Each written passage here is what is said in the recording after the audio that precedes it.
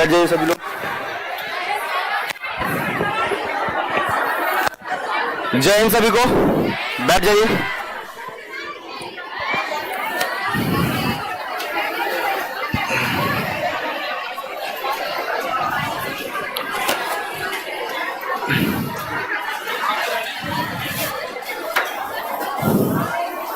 काफी देर से इंतजार कर रहे हैं क्या आप लोग? छुट्टी कब हुआ था? 3 बजे। हाँ तब तो ठीक ही है, 3 बजे हुआ था। फिर तो लाइव हो गया नीतीश जी, लाइव है। चलिए सभी लोग बैठ जाइए।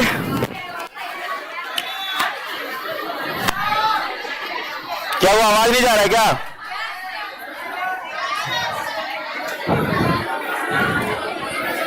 प्रणाम कर रहा है, अरे बोल रहा इतना जोर से हल्ला करके मुझे लगा आवाज नहीं जा रहा है। चलिए कहां तक बताए थे? आखिर में हम कहां तक थे? पाषाण काल, 9 पाषाण काल तक हो गया था। यानी कि पाषाण काल आपने पढ़ा, तो अब जो आपको मिलने वाला है वैदिक काल सीधा मिला है, क्योंकि इंडस वैली सिविलाइजेशन सिंधु घाटी सभ्यता के दौरान बिहार से कोई भी साइट हमें प्राप्त नहीं हुआ। ये क्यों नहीं रहा है? यहां दिखाइए थोड़ा, ठीक है। तो जो स्क्वेल हमने आपको हिस्ट्री का बताया था, इसी के अकॉर्डिंग आगे बढ़ेंगे। हमने आपको पहले पाषाण काल यानी कि स्टोन एज के बारे में बताया, ठीक है। उसके बाद इंडियन हिस्ट्री में पढ़ते हैं आप इंडस वैली सिविलाइजेशन यानी कि सिंधु घाटी सभ्यता, है ना। लेकिन क्या बिहार से इसको पढ़ना है? इसके संदर्भ में बिहार में कोई भी साइट नहीं मिला है, तो इसलिए आपको पढ़ने को नहीं है। तो इसके बाद जो हमने आपको बताया होगा टॉपिक, वो है वैदिक काल। क्या है? यानी कि आपका जो है वैदिक पीरियड जो है, ये पहले आपको कंप्लीट करना है, फिर हम जो आगे बढ़ेंगे महाजनपद की तरफ, है ना। याद है सबको लास्ट क्लास में जो बताया था? 9 पाषाण काल में कहां कहां से जो है साक्ष्य प्राप्त हुए थे? चिरांद, चेचर, मनेर, ताराडी और सिलवार से, है ना। कम से कम न्यूलिथिक यानी कि 9 पाषाण काल में जहां से भी बिहार के जिस क्षेत्र से भी साक्ष्य प्राप्त हुए हैं, उसको कम से कम जरूर याद रखिएगा, ठीक है। तो वैदिक काल के दौरान बिहार की स्थिति क्या है और क्या क्या हमें जानना है, वो आज का टॉपिक होगा, ठीक है। तो वैदिक काल, ठीक है। एक तो जब आप हिस्ट्री पढ़े होंगे तो वैदिक काल को आपने देखा होगा कि 2 भागों में बटा हुआ है ना। एक हिस्सा जो इसका है उसको कहते हैं ऋग्वैदिक काल, ठीक है। और दूसरा जो है आपका उत्तर वैदिक काल, है ना। ऋग्वैदिक काल और उत्तर वैदिक काल।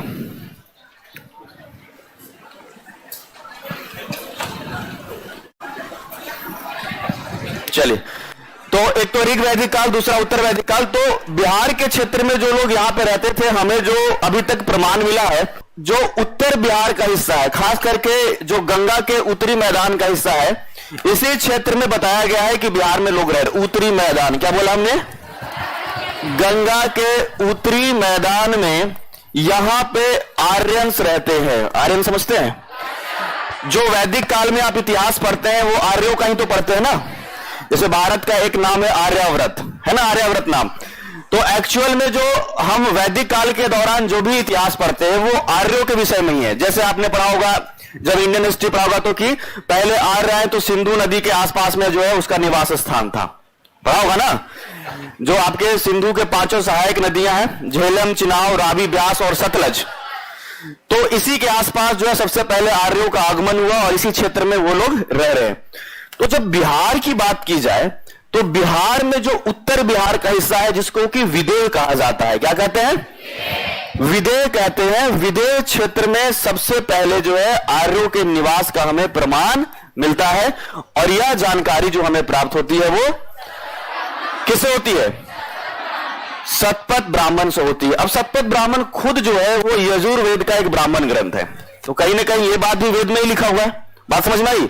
हालांकि अगर इसमें थोड़ा सा परिवर्तन करें और थोड़ा इस बात को अगर आप जाने तो ऋग्वेद में जो बिहार में रहने वाले लोग हैं उसको कीकट कहा गया है। ये बात हमने आपको बताया होगा। अगर ऋग्वेद की बारे में कहा जाए तो ऋग्वेद में बिहार में रहने वाले लोगों को क्या कहा गया है? कीकट। मतलब इसका कहने का है निम्न जाति के लोग, ठीक है। ये ऋग्वेद में मेंशन है, जबकि वही यजुर्वेद क्या कहता है? यजुर्वेद का जो शतपथ ब्राह्मण ये जो ग्रंथ है क्या कहता है कि गंगा के उत्तरी मैदान में आर्यंस का आगमन सबसे पहले हुआ बिहार में, और यही जो विदेह क्षेत्र है यहीं पे ये लोग रहते हैं।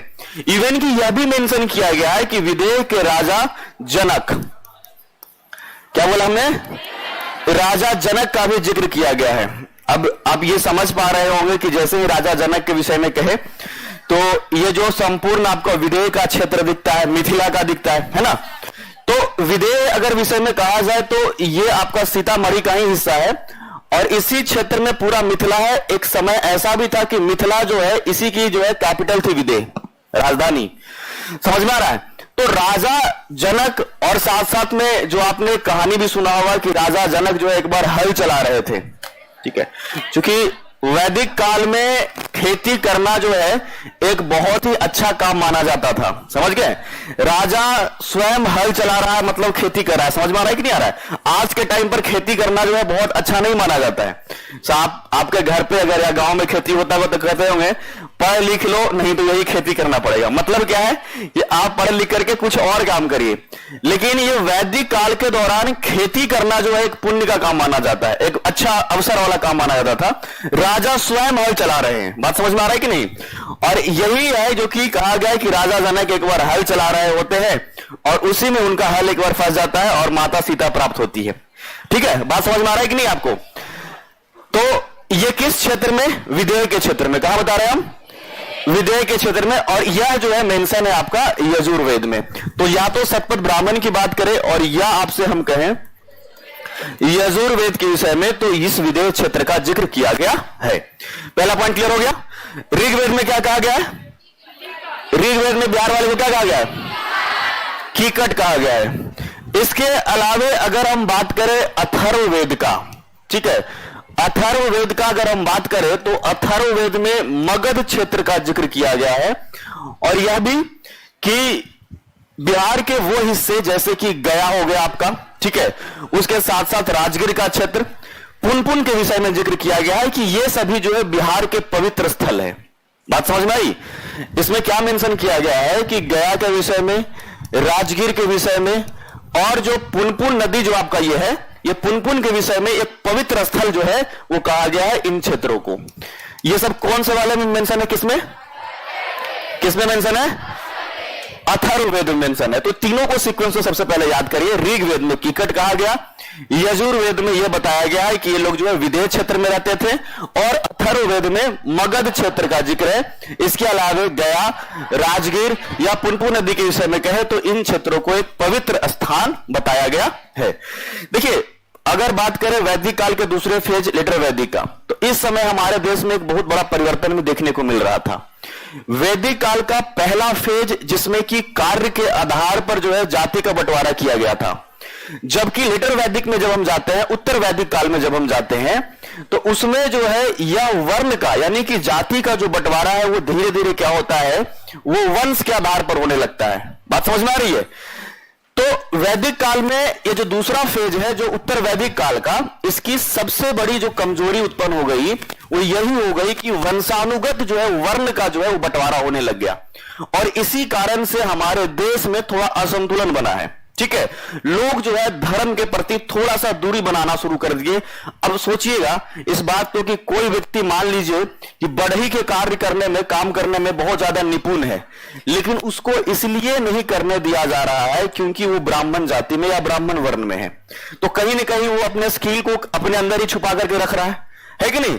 या फिर जो सिर्फ मंत्र उच्चारण करने का अधिकार है वो केवल और केवल ब्राह्मण को है। बात समझ में आ रहा है कि नहीं आ रहा है? तो लोगों के बीच में जो है ना थोड़ा सा मन में असंतुलन होने लगा, और इसी समय देश में, और देश में भी कहिए तो जो बिहार है वो केंद्र बना, इसी समय यहां बिहार के क्षेत्र में ही दो धर्मों का उद्गम होता है।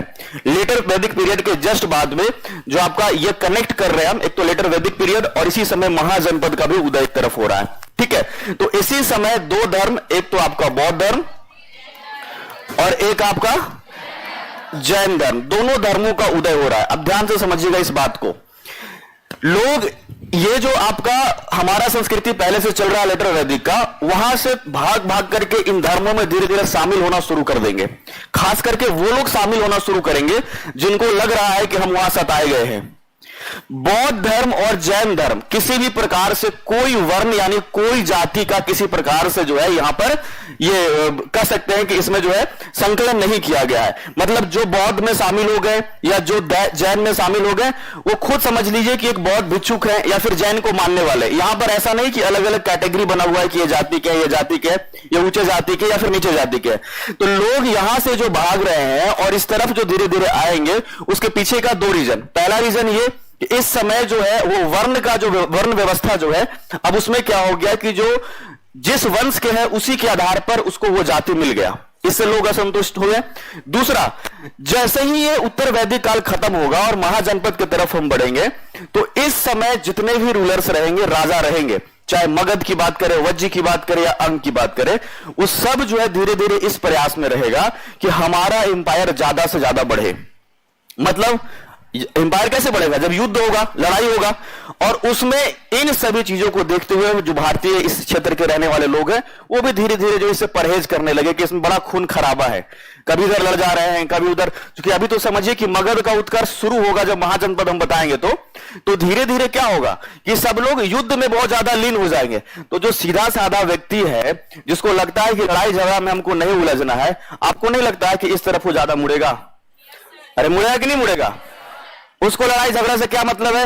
राजा जीते राजा हारे। अच्छा सोचिए, जो सीधा जनता है वो तो यही सोचेगा ना, चाहे हम वज्जी में रहे चाहे हम मगध में रहे, कोई फर्क पड़ने वाला है? चाहे वज्जी में रहे चाहे मगध में रहे, उससे क्या? अब जो सोचिए ना, जो कश्मीर के लोग हैं, वो कश्मीर के लोग से कई बार पूछा ही नहीं जा रहा है। पाकिस्तान कह रहा है कि हम मिलाएंगे, जो पीओके वाला हिस्सा हम रखेंगे अपने पास में, भारत वाला कहेगा हम रखेंगे अपने पास। कश्मीर वाला बेचारा, कुछ लोग ऐसे हैं जो सोचते हुए कि हमको कम से कम शांति से जीने दो, है ना, हम किस क्षेत्र में, इससे क्या फर्क पड़ रहा है, हमें तो बस शांति चाहिए। और इसीलिए लोग यहां से टूट करके फिर यहां भागने लग गए। तो वैदिक काल के दौरान बिहार में बहुत अधिक नहीं, ये छोटी मोटी बातें याद रखना है कि सतपथ ब्राह्मण से हमें चीजें प्राप्त होती है कि विदेह क्षेत्र में यहां पे लोग रहते थे। अथर्ववेद की बात की जाए तो अथर्ववेद में हमने कहा कि मगध क्षेत्र का जिक्र किया गया है। ऋग्वेद के दौरान बिहार में रहने वाले लोगों को कीकट कहा गया। अब ध्यान से समझिएगा, अब जो फेज आएगा आपका महाजनपद का, और यहां से आपको विशेष रूप से ध्यान देना है। ठीक है, तो महाजनपद, आपने हिस्ट्री में कुछ बातें सीखी भी होगी, है ना? ठीक है, कि लगभग 600 ईस्वी पूर्व का जब समय चल रहा है, 600 ईस्वी नहीं, 600 ईस्वी पूर्व की बात करें, है ना, यानी कि 6ठी शताब्दी ईस्वी पूर्व, है ना, 6th सेंचुरी में हम जब, है ना, बीसी में जब जाएंगे, 600 ईस्वी पूर्व की बात करेंगे, तो इस समय हमारे देश में कुल 16 महाजनपदों का उदय हुआ। कितना? 16 महाजनपदों का उदय हुआ। मतलब देश के अलग अलग क्षेत्र में, कुछ जैसे पंजाब के क्षेत्र हो गए, उत्तर प्रदेश के क्षेत्र हो गए, बिहार के हो गए, मध्य प्रदेश के क्षेत्र हो गए, ऐसे लोगों का जो है 16 अलग अलग जगह पे एक जन संग्रह, जहां पे लोग कबीला बना करके रह रहे हैं, एक समूह बना करके रह रहे हैं बहुत बड़े, और उसी को क्या कहा गया? जनपद कहा गया। क्या कहा गया? तो जो भारत में 16 महाजनपद है, इसकी जो जानकारी हमें मिलती है, यह प्राप्त होती है अंगुत्तर निकाय से। किससे? अंगुत्तर निकाय, और साथ में एक आपका भगवती सूत्र से। ये दो आपको जानकारी प्राप्त होता है कि देश में 16 महाजनपदों में लोग रहते थे। तो अंगुत्तर निकाय में जब यह बात मेंशन है कि 16 महाजनपद है, तो सबका लोकेशन भी जो प्राकृतिक तौर से बंटवारा किया गया है, ऐसा नहीं कि उसमें लिखा हुआ है कि गया का क्षेत्र है पटना, क्योंकि गया पटना तो उसमें है ही नहीं। बात समझ में आ रही कि नहीं आ रही है? जो आपको वेद में या फिर कोई वैसे पुराना ग्रंथ मिलेगा, किसी भी भौगोलिक क्षेत्र के विषय में अगर लिखा रहेगा, तो उसमें पहाड़ों को, नदियों को या आसपास के वो प्राकृतिक क्षेत्र को जोड़ करके लिखा रहता है। समझ में आ रहा है कि नहीं आ रहा है? जैसे भारत के विषय में लिखा हुआ है तो एक तरफ दक्षिण में हिंद महासागर लिखा हुआ रहेगा, समझ रहे कि नहीं। उत्तर में एक तरफ हिमालय का जिक्र किया हुआ रहेगा, क्योंकि ये तो कभी बदलने वाला नहीं है। बाकी जो आप राजनीतिक बंटवारा करते हैं वो तो कभी भी बदल सकता है। क्या पता कि कोई और प्रधानमंत्री बने और फिर जो इलाहाबाद से प्रयागराज हुआ है फिर प्रयागराज से इलाहाबाद हो जाए, समझ रहे कि नहीं समझ रहे। तो ये तो हमेशा बदलते रहेगा, ये नाम बदलते रहेगा, लेकिन जो भौगोलिक प्रदेश है वो कभी नहीं बदल सकते। हिमालय को तो ऐसा कोई नहीं कि उड़ा के कहीं और लेके चला जाएगा, हिंद महासागर को कहीं और लेके चला गया। तो ये जितने भी वेद में मेंशन किए गए इस क्षेत्र के विषय में, वो सब नदियों को, पहाड़ों को और जो प्राकृतिक देन है उन सभी के हिसाब से ही लिखा गया है। तो 16 महाजनपदों का जब जिक्र किया गया है तो इसमें यह बताया गया है कि अगर अभी वर्तमान जो बिहार का जो स्थिति है इसके अनुसार देखा जाए तो टोटल 3 महाजनपद ऐसे रहे। कितने बोला हमने? 3 महाजनपद ऐसे रहे जो कि वर्तमान बिहार के क्षेत्र में स्थित था। कितने? 3 महाजनपद जो इस बिहार में मौजूद था। तो हमें जो बिहार स्पेशल के दृष्टिकोण से पढ़ना है वो यही 3 महाजनपद को आपको पढ़ना है। बाकी हिस्ट्री में आपने 16 पढ़ा ही होगा, इन तीनों को भी पढ़ा होगा, लेकिन हम थोड़ा डिटेल में बता देंगे क्योंकि यह बिहार स्पेशल के दृष्टिकोण से इंपॉर्टेंट है। तो 3 महाजनपद इसकी जानकारी मिलती है। जब हम अगर बात करें तो इस बात का ध्यान रखिएगा, पहला महाजनपद जो है जिसके विषय में हम कह रहे हैं उसका नाम है वज्जी। क्या बोला हमने? और वज्जी के विषय में देखा जाए तो ये लोकेशन आप ध्यान से देखिएगा, ठीक है। और ये वज्जी आपको ध्यान से सभी लोग समझिएगा, यहां पे ये जो यहां वैशाली का क्षेत्र दिखता है, मुजफ्फरपुर का दिखता है, दरभंगा, सारण, गोपालगंज और यहां के आपके चंपारण तक के ये जो पूरा विस्तार है ये वज्जी महाजनपद का है। किसका है? तो वज्जी के विषय में अगर कहा जाए तो वर्तमान बिहार के कौन कौन से जिले हमने कहा? वर्तमान बिहार के कौन कौन सा? वैशाली, मुजफ्फरपुर, उसके बाद दरभंगा, ठीक है, सारण भी, गोपालगंज भी और चंपारण का हिस्सा। ये संपूर्ण क्षेत्र जो है वो वज्जी का है। मेनली जो मेन इनका सेंटर है एडमिनिस्ट्रेशन का वो वैशाली और आपका जो मुजफ्फरपुर है यही क्षेत्र में है। बात समझ में आई? वैशाली और जो मुजफ्फरपुर का क्षेत्र है यहीं से इनका एडमिनिस्ट्रेशन चलता है, यानी प्रशासन चलता है। तो वज्जी ये समझ में आ गया। वज्जी अपने साम्राज्य को बढ़ाना तो शुरू किया था। इसमें 8 संघ शामिल थे या कहें 8 प्रांत शामिल थे। वज्जी जो है ये पूरा इसके विषय में कहा जाए तो इसमें 8 प्रांत शामिल थे। कितने? हाँ, जैसे कि बात किया जाए तो इसी में विदेह भी शामिल था, इसी में मिथिला का क्षेत्र पूरा था, इसी में जो है आपका लिच्छवी भी था, ठीक है। ये सभी प्रमुख जो है वो प्रांत है, वो हिस्से हैं। समझ में आ गया? जो कि किसमें? वज्जी में शामिल है। वज्जी मतलब दिमाग में एक बार सेट हो जाना चाहिए, वैशाली, मुजफ्फरपुर, ठीक है। बाकी आसपास के जिले जो भी आपके जैसे दरभंगा दिखते हैं, एक तरफ में चलेंगे तो सारण मिलेगा आपको, गोपालगंज और अच्छा देखिए यहां से आपको कुछ फर्क पड़ रहा है जो आपने याद किया होगा कल के क्लास में, महसूस हो रहा है कि नहीं हो रहा है? यहां पे हमने बताया होगा आपको सारण है, ठीक है, सिवान है, गोपालगंज है, चंपारण है, इधर आपका वैशाली है, मुजफ्फरपुर है, दरभंगा।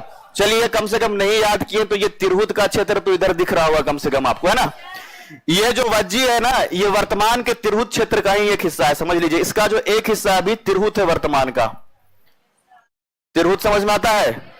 जब आप आपको बिहार पॉलिटी पढ़ाएंगे तो ये डिवीजन जो है पूरा तिरहुत का है, जितने भी जिले हैं, तो ये भी आपको याद रखना है। तो वज्जी से संबंधित ये बातें क्लियर हो गई। अगर इसका कैपिटल के बारे में कहा जाए, इसकी राजधानी के बारे में कहा जाए तो वो वैशाली था। इसकी जो राजधानी है, राजधानी क्या है? वैशाली। और ये बात को समझिएगा आप लोग, ठीक है, कि वज्जी इसलिए भी खास हो जाता है क्योंकि जब महाजनपद का फेज चल ही रहा है, इसी समय हमने क्या कहा कि दोनों का टाइम एक ही बराबर है। जैसे एक तो कि महाजनपद का उदय भी जो हुआ है वो 6th सेंचुरी बीसी यानी 600 ईस्वी पूर्व की बात कर रहे हैं हम, और इसी समय जो है हमारे देश में दो धर्मों का भी उत्थान हुआ है, ठीक है, बौद्ध और जैन। और यही बज्जी महाजनपद का जो कुंड ग्राम आपको दिखता है, जो वैशाली का ही हिस्सा है, जहां की आपके महावीर स्वामी जी का जन्म हुआ है। बात समझ में आई?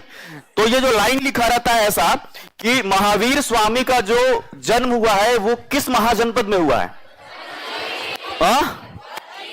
महावीर स्वामी का जन्म कौन से महाजनपद में? ठीक है। और महावीर स्वामी जो कि आपके जैन के 24वें तीर्थकर रहे है ना, तो जब आपको जैन धर्म पढ़ाएंगे तो उसमें भी ये चीजें मिलेगा। इनका जो जन्म हुआ है वो जन्म कौन सा जगह पे हुआ है? वज्जी महाजनपद। और इसी में आपने पढ़ा होगा कुंड ग्राम में, है ना, कुंड ग्राम। और ये कहां पर है? आपके वैशाली में ही पड़ता है ना। इंपॉर्टेंस आप समझ रहे हैं इस क्षेत्र का। इसमें टोटल कितने प्रांत शामिल है आपके वज्जी में? कितने प्रांत है? कुछ प्रमुख प्रांत का नाम बताइए आप। प्रांत की जब हम बात करेंगे जो इसमें शामिल है, आपको बताना है विदेह, ठीक है, आपको बताना है लिच्छवी, ठीक है, आपको बताना है मिथिला, ठीक है ना। ये आपके ये प्रांत आपको अभी के हिसाब से जो मुजफ्फरपुर है और वैशाली है, इसका तो उस समय समझ लीजिए मुजफ्फरपुर का कौन सा नाम रहेगा? सारण और सिवान गोपालगंज का कोई नाम लिखा हुआ है? वो तो अभी हम वर्तमान में आपको इसलिए पढ़ा रहे हैं कि आप रिलेट कर पाए। जैसे जो आपके क्वेश्चंस भी बनेंगे वो ऐसे ही बनेंगे कि जो वज्जी महाजनपद है वर्तमान बिहार के कौन से क्षेत्र में पड़ता था, तब आपको उत्तर करना है वैशाली, मुजफ्फरपुर, सारण, सिवान और आपके गोपालगंज और पश्चिमी चंपारण। उस समय तो इन सब का नामो निशान भी नहीं है।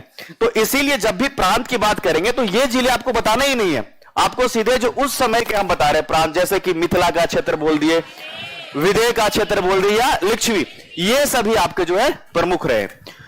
अगर इस वज्जी के विषय में कहा जाए तो अभी जब हम आपको मगध का क्षेत्र बताएंगे तो दिखाएंगे कि किस प्रकार से यहां के राजा, मतलब वज्जी का और इस तरफ आपका मगध का, दोनों में जबरदस्त जंग होगा और वज्जी को जो है मगध में मिला लिया जाएगा।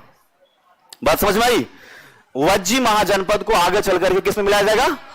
मगध में मिला दिया जाएगा। और किस प्रकार से लड़ाई होगा जब हम मगध बताने लगेंगे तो आपको समझ में आ जाएगा।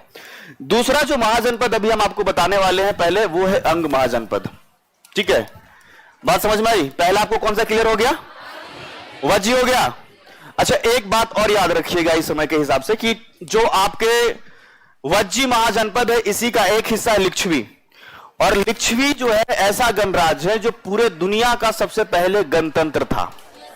बात समझ में आई? इस बात को आप समझिएगा कि जो वज्जी में ही शामिल आपका लिच्छवी है, ठीक है, ये दुनिया का पहला दुनिया का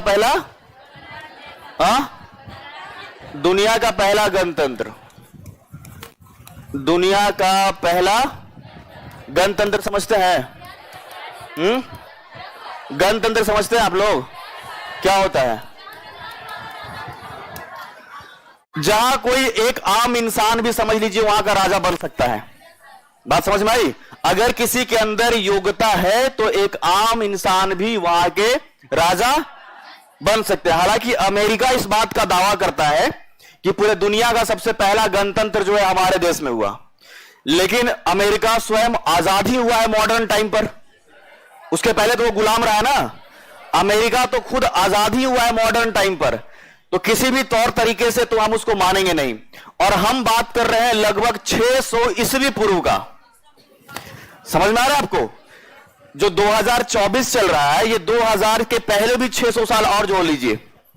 और उस समय की बात कर रहे हैं कि ये लिच्छवी गणराज्य पूरे दुनिया का सबसे पहला गणतंत्र है, जहां की जिसके अंदर योग्यता है, कोई आम इंसान भी अगर वो हो, अगर योग्यता रखता है तो वहां का वो राजा, मतलब कहने का राजा का बेटा राजा कौन बनेगा? जिसके अंदर ये बढ़िया फिट बैठ गया ना। तो ये लिच्छवी गणराज्य आपको याद रखना है। एक बच्चा देखिए क्या कमेंट कर रहा है, जी गुरुजी आपका आवाज आज फटा बांस की तरह आ रहा है, इसको ठीक कीजिए महाराज। इसको थोड़ा ठीक करिए, निंदनीय बात है ये तो। वॉल्यूम बहुत ज्यादा तेज कर दिया गया लगता है। नहीं, इको भी है क्या क्लास में? क्लास में इको भी है क्या? हाँ, तो इसीलिए ऐसा लग रहा है कि हो रहा है।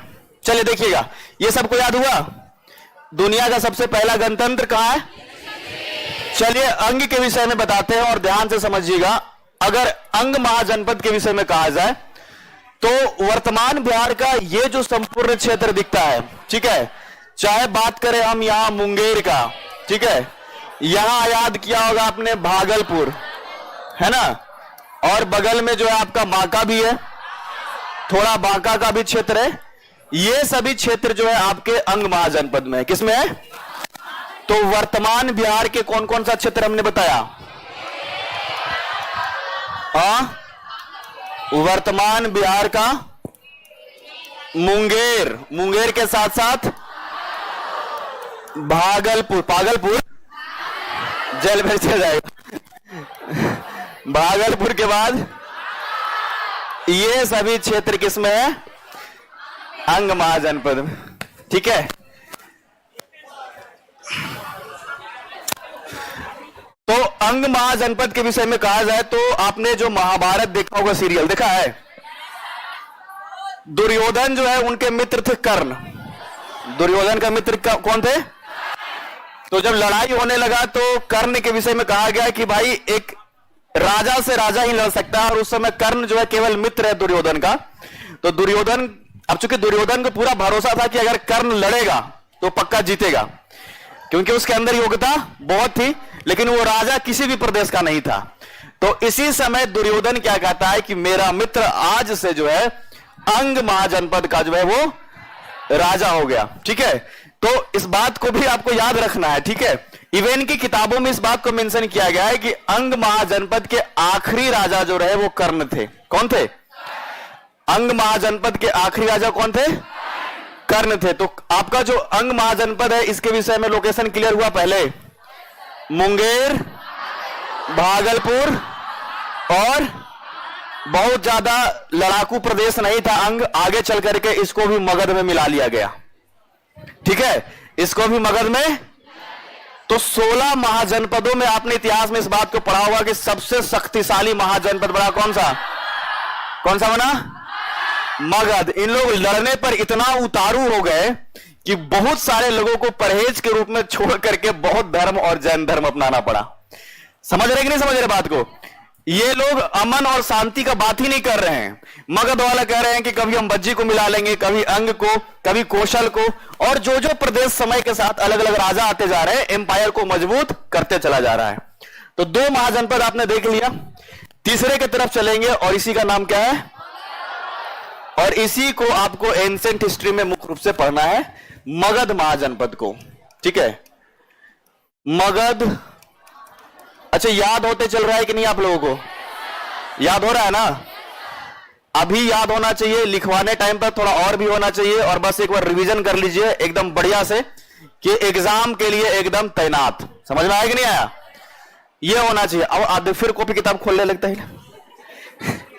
हमको इस बात से बहुत बड़ा नफरत है कि हम क्लास में आए और कॉपी और कलम एकदम खोल के तैनात, ये चीज हम गड़बड़ है कि नहीं है? ये लोग दिमाग में छापने से पहले कॉपी पर छापना शुरू कर देती है, और एकदम बढ़िया से हेडिंग दे देगी बिहार स्पेशल, और चारों तरफ ऐसे से घेर देगी ऐसे से। एक बार पहले काला से, फिर उसके ऊपर एक बार लाल से, और एक बार हरा से। अभी अभी इंद्रधनुष बन जाएगा लग रहा है एकदम। और उन लोग की कॉपी देखो, एक ही में इकोनॉमिक्स भी लिखता है, एक ही में बिहार स्पेशल भी लिखता है।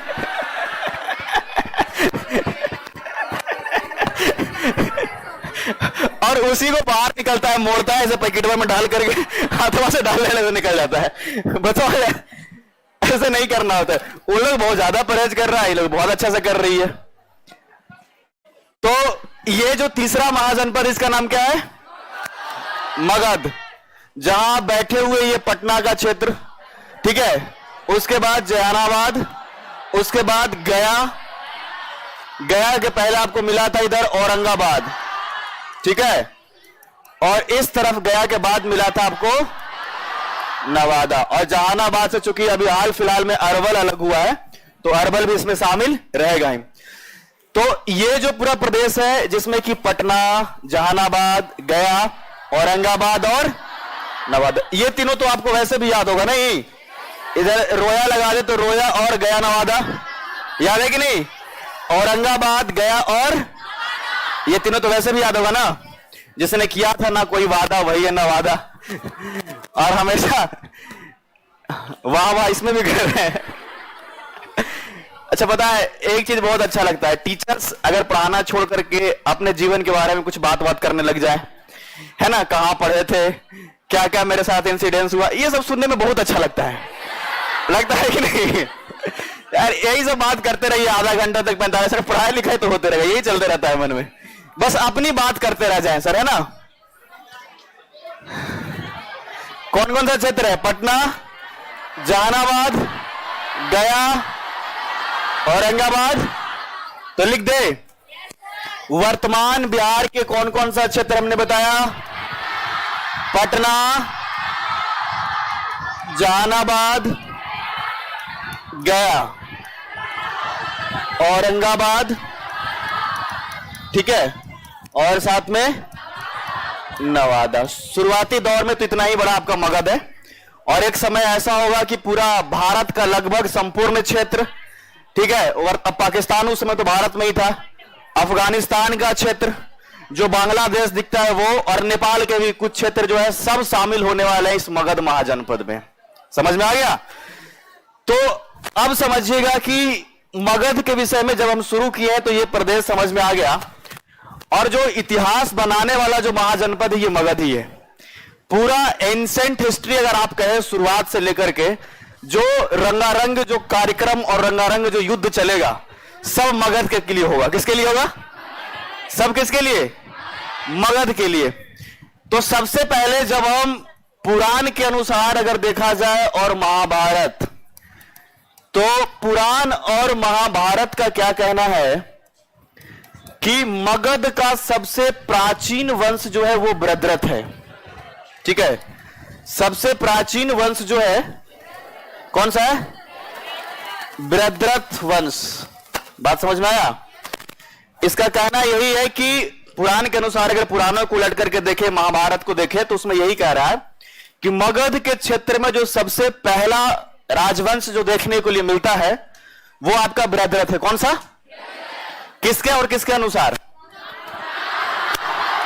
पुराण और महाभारत। टेस्ट सीरीज में ऐसे प्रश्न मिले थे क्या? टेस्ट सीरीज भूल गए तुम लोग? टेस्ट में कितने लोग अपेयर हुए थे ये बताइए तो? लगभग 50%। ओके, तो आप लोगों को याद रहना चाहिए कि कैसे प्रश्न है। पुराण और महाभारत के अनुसार मगध का सबसे प्राचीन राजवंश कौन सा? और इसके जो संस्थापक है वो स्वयं राजा बृहद्रथ है। ऐसा नाम आपको और कई बार मिलेगा, ठीक है। जब आप है ना मौर्य वंश पढ़ेंगे तब भी ऐसा नाम आपको देखने के लिए मिलेगा। तो इतिहास में कई बार ऐसा हुआ है कि एक ही नाम बार बार आपको देखने के लिए मिलता है। खास करके मध्यकाल में तो बहुत अधिक मिलेगा, है ना। जैसे अकबर, तो अकबर द्वितीय मिलेगा कि नहीं मिलेगा। एंसेंट में भी जैसे चंद्रगुप्त है तो चंद्रगुप्त द्वितीय मिलता है कि नहीं मिलता है। ये नाम इसलिए रखे जाते हैं कि कई बार शासकों को ऐसा महसूस होते रहता है, जैसे उसके माता पिता जब हुए, कि ये लग रहा है कि एकदम से प्रतापी बनेगा, ठीक वैसे ही जैसे पहले वाला था। जैसे अगर अभी के टाइम पर किसी का नाम सचिन तेंदुलकर रखा जाए तो उसके माता पिता ये एक्सपेक्ट कर रहे हैं कि हमारा बेटा जो है ठीक वैसा ही जो है क्रिकेटर बनेगा जैसा सचिन तेंदुलकर। बात समझ में आ रही कि नहीं आ रही है? अच्छा, थोड़ा और समय पहले जैसे क्या हुआ, तो सचिन है तो अभी उसको क्रिकेट खिलवाओगे क्या? है तब। अच्छा, दूसरा को बड़ा लगने लगता है, ठीक है। अभी से 30-40 साल पहले वाली कहानी में क्या चले, जैसे हीरो जो रहता था ना उसी के नाम पे लोग नाम रखते थे, देवानंद। अब अपने मोहल्ले में देखिए किसी का नाम है जो देवानंद मिल जाएगा।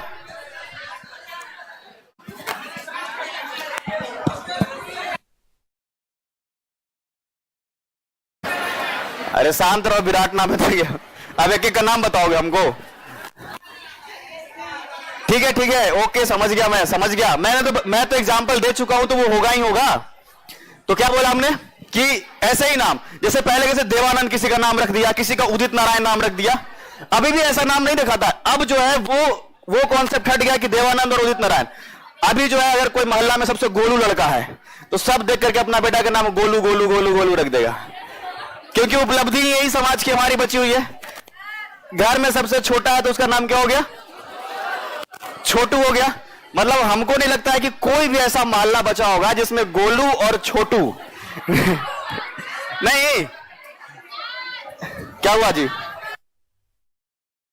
आवाज कम तो है ही नहीं कोई, अब चला गया वो तो कैसे होगा? बुलाना इसको।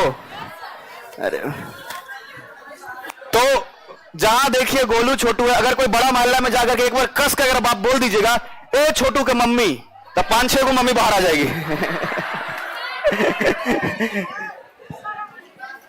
यहां भेजिए, वॉल्यूम बहुत ज्यादा ही लोग कह रहे हैं। तो इसके संस्थापक कौन है? कौन है जी? बृहद्रथ। ये क्या हो गया भाई? बृहद्रथ इनके संस्थापक है। इसी वंश के एक प्रतापी शासक है जिसका नाम है जरासंध। ठीक है, एक बहुत ही प्रतापी शासक है और इसी का नाम क्या है? नाम सुना है? जरासंध ऐसा राजा था जो किसी से हारता ही नहीं था। समझ में आ गया? मतलब लड़ने के लिए जब वो अकेला अकेला वाला जो भिड़ंत कुश्ती होता है, ये कुश्ती में जरासंध किसी से नहीं हारता था और इसीलिए अपने ही प्रदेश में एक अखाड़ा बनवाया था और उसी को कहा जाता है जरासंध का अखाड़ा। क्या बोलते हैं? तो ये जो जरासंध का अखाड़ा है अभी भी मौजूद है बिहार के राजगीर में। कहां है? अगर आपसे पूछा जाए कि जरासंध का अखाड़ा कहां है, तो प्रतापी शासक का नाम क्या बताया हमने?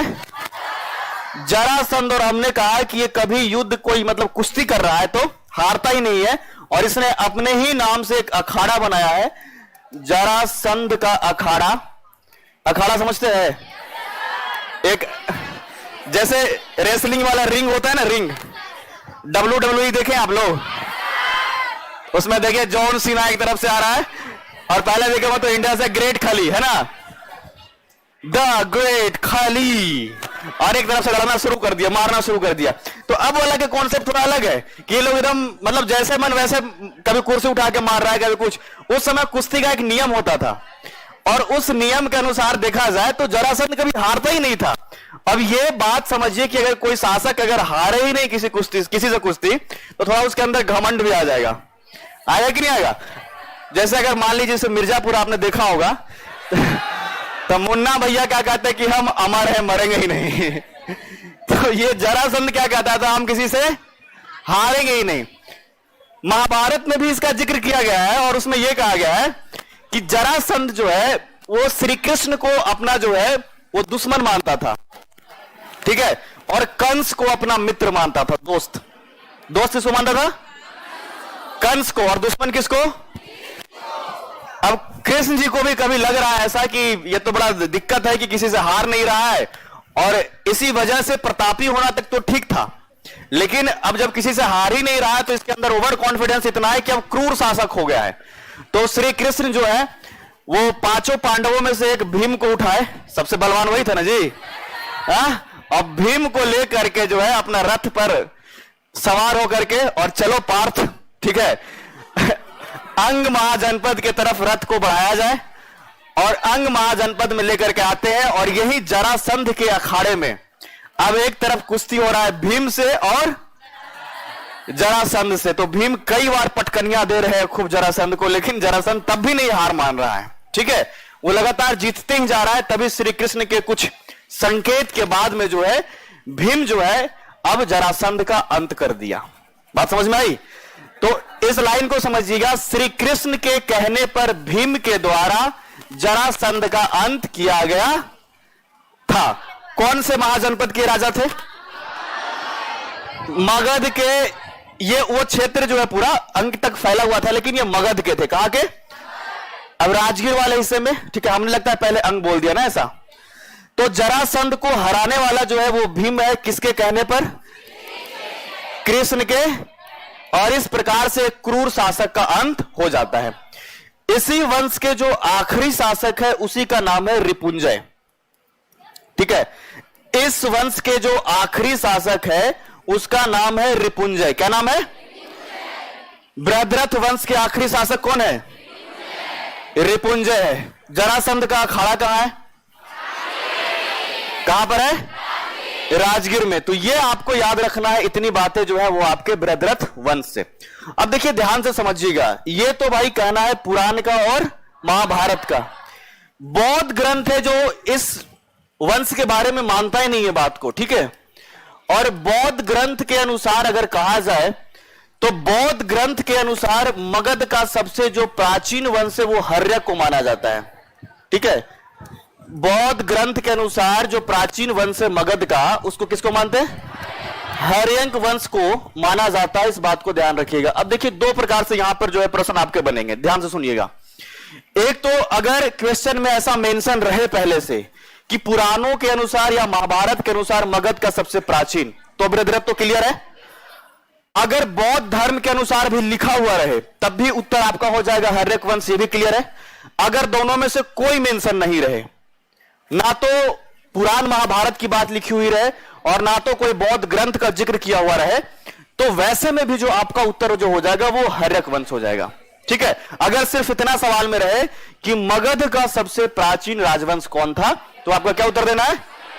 क्या देना है? हर्यक। अब देखिए पिछले वाले में बस एक बात को और ऐड कर लीजिए कि जिस समय बृहद्रथ वंश भी है, इस दौरान भी मगध की जो राजधानी है वो राजगिरी है। क्योंकि आप स्वयं समझिए इस बात को कि राजगीर में ही तो वो जरासंध का अखाड़ा है और अपने ही क्षेत्र में तो होगा ना। तो बृहद्रथ वंश के समय में भी जो बिहार, ये मगध की जो राजधानी है, कैपिटल है, ये राजधानी आपका कहां है? राजगिरी। इसी को जो है गिरिब्रज भी कहा जाता है। इसी को वर्तमान समय में आप क्या कहते हैं? राजगीर नाम से जानते हैं। अच्छा, यह सवाल कई बार रिपीट किया गया है कि मगध का प्राचीन राजधानी रहा है वो कहां रहा है? क्या रहा है?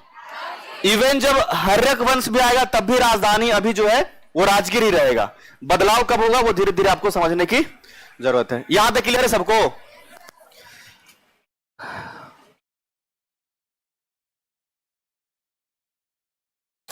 एक बच्चा का कमेंट देखिए, क्या कमेंट कर रही है, कोई महिला है।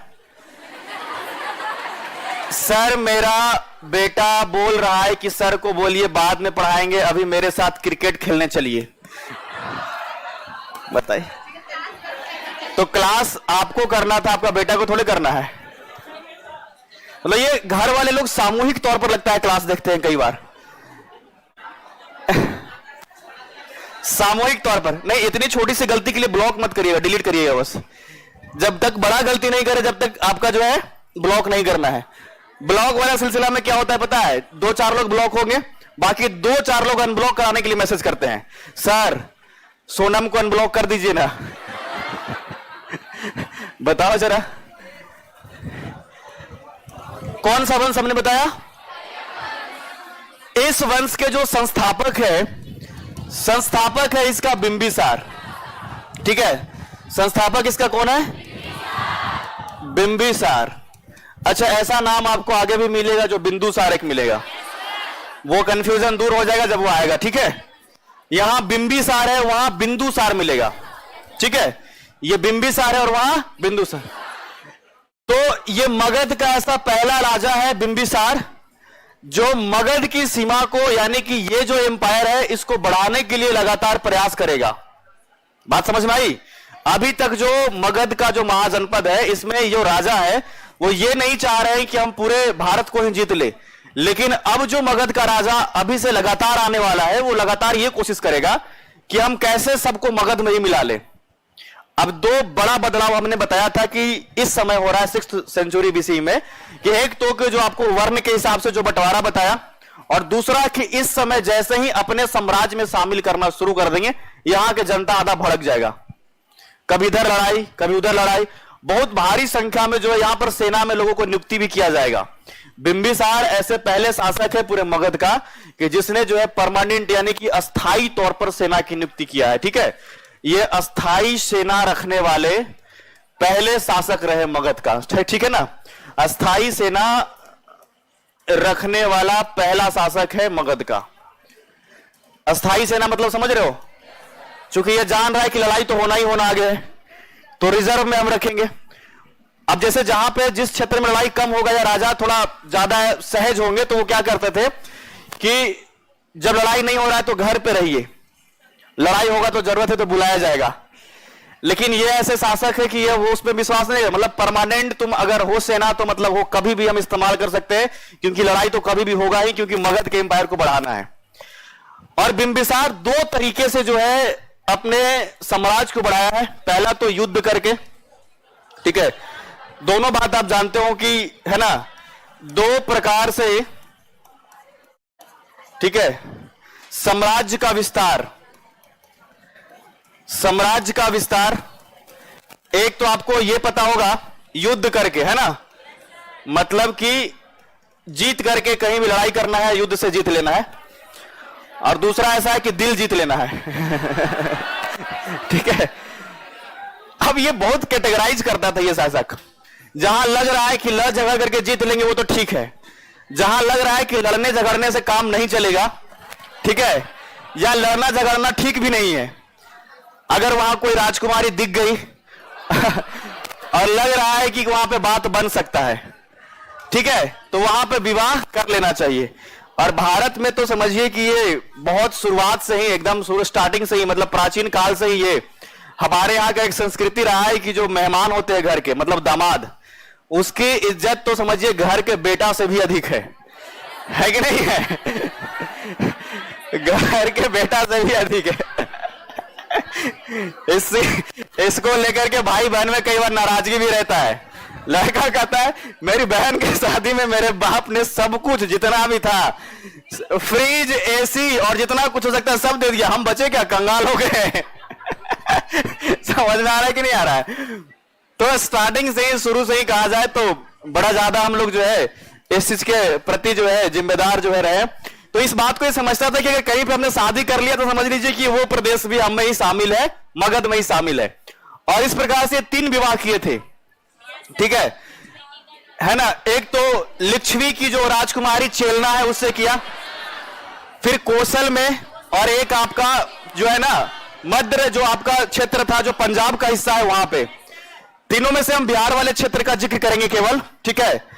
जो दूसरा जो हमने ये बताया है तरीका की विवाह करके, ठीक है, और विवाह करके जो इसकी दूसरी पत्नी है, ठीक है, जो कि आपके लिच्छवी राजकुमारी है। कौन है?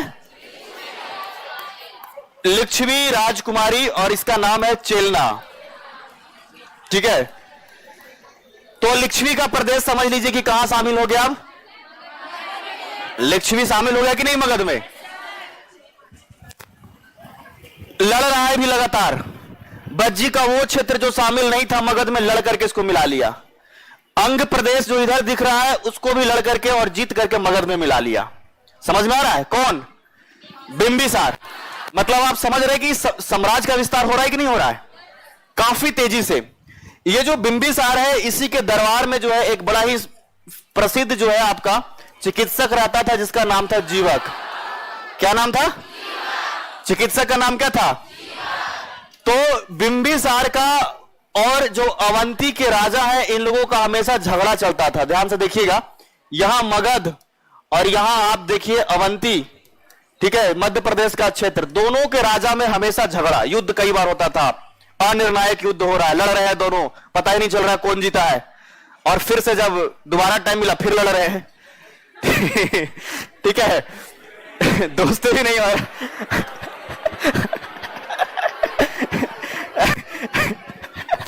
कुछ याद आ गया? नहीं, एक मेरे मित्र है, उनकी पत्नी है। तो पहले लड़ती है, फिर थक जाती है, फिर सो जाती है। 2-3 घंटे सो जाती है, फिर अपने एनर्जी को रिकवर कर लेती है, फिर उठती है, फिर लड़ती है।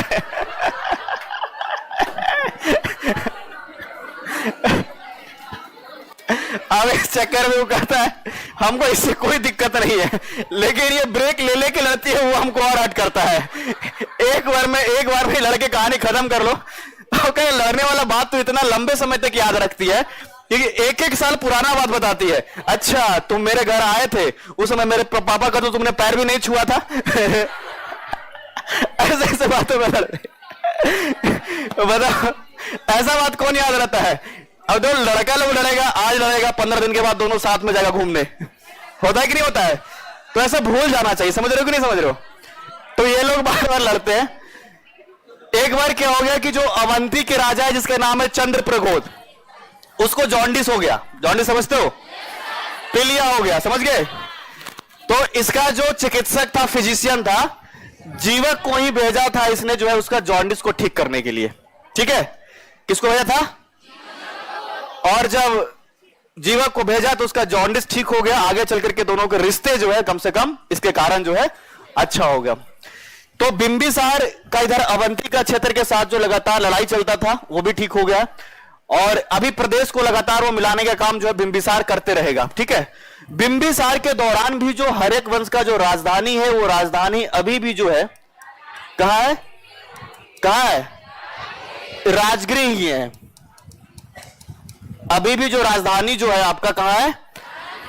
अब देखिए, ऐसा माना जाता है कि लगभग 15 वर्ष का उम्र था जब बिंबिसार का, तो लगभग वो राजा बना था। ठीक है, तो एक तो 15 वर्ष की उम्र से ये राजा बना। तो जब राजा ये है तो हमने कहा कि इन लोगों का जो विवाह जो है वो लगातार होते ही रहेगा। लगातार समझ रहे? 15 साल से होना शुरू हो जाएगा और वो चलता ही रहेगा। 16 साल में फिर विवाह होगा, 17 साल में फिर, जब इसकी इच्छा किया एक नया विवाह। अच्छा ये लोग राजा है, तुम लोग का हंस रहा है इतना ज्यादा? तुम लोग भी इस उम्मीद में हो कि एक से ज्यादा विवाह करेंगे क्या? अपने मित्र की कहानी हमने बताया ना, एक पत्नी संभालने में उसका जीना हराम हो चुका है। समझ में आ रहा है कि नहीं? ऊपर से महंगाई भी इतना अधिक है।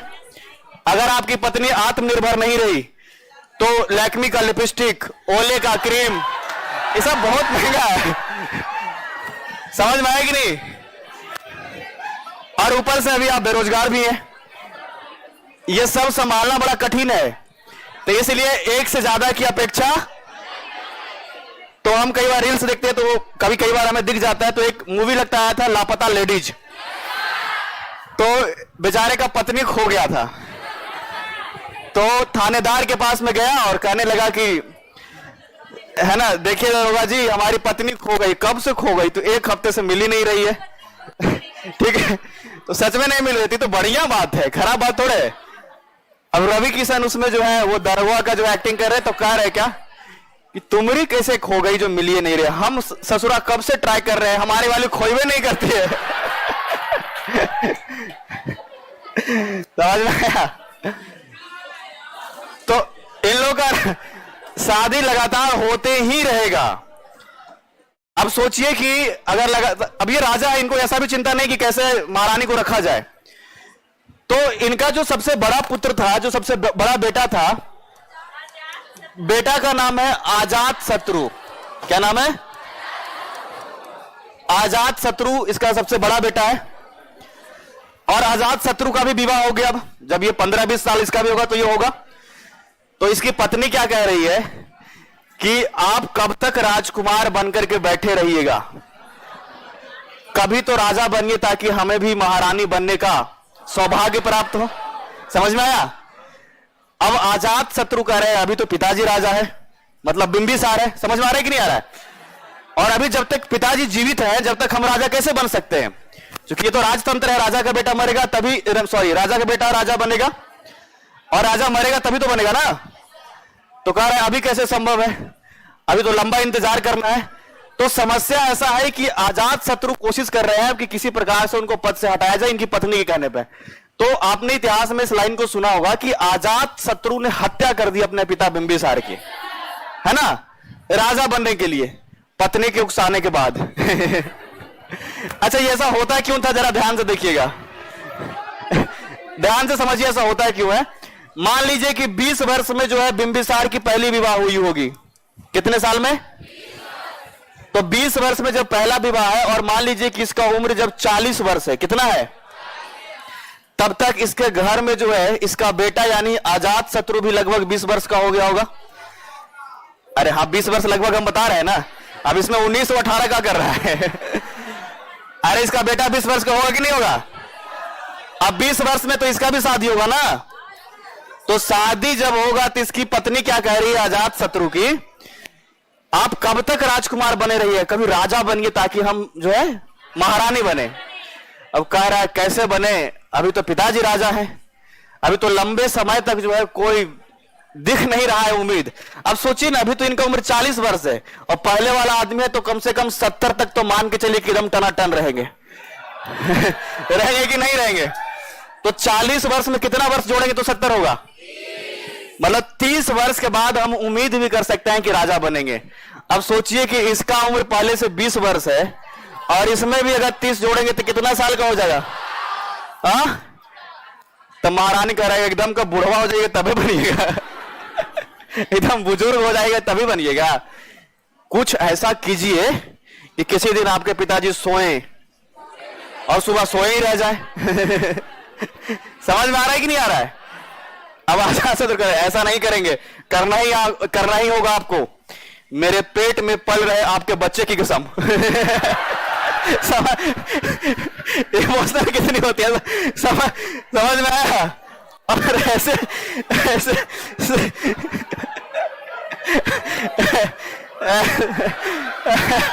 ऐसे सिचुएशन के साथ बताइए। अब आजाद शत्रु अंत में कह रहे हैं कि अब तो मारना ही पड़ेगा और अंततः आजाद शत्रु ने अपने पिता यानी कि बिंबिसार की,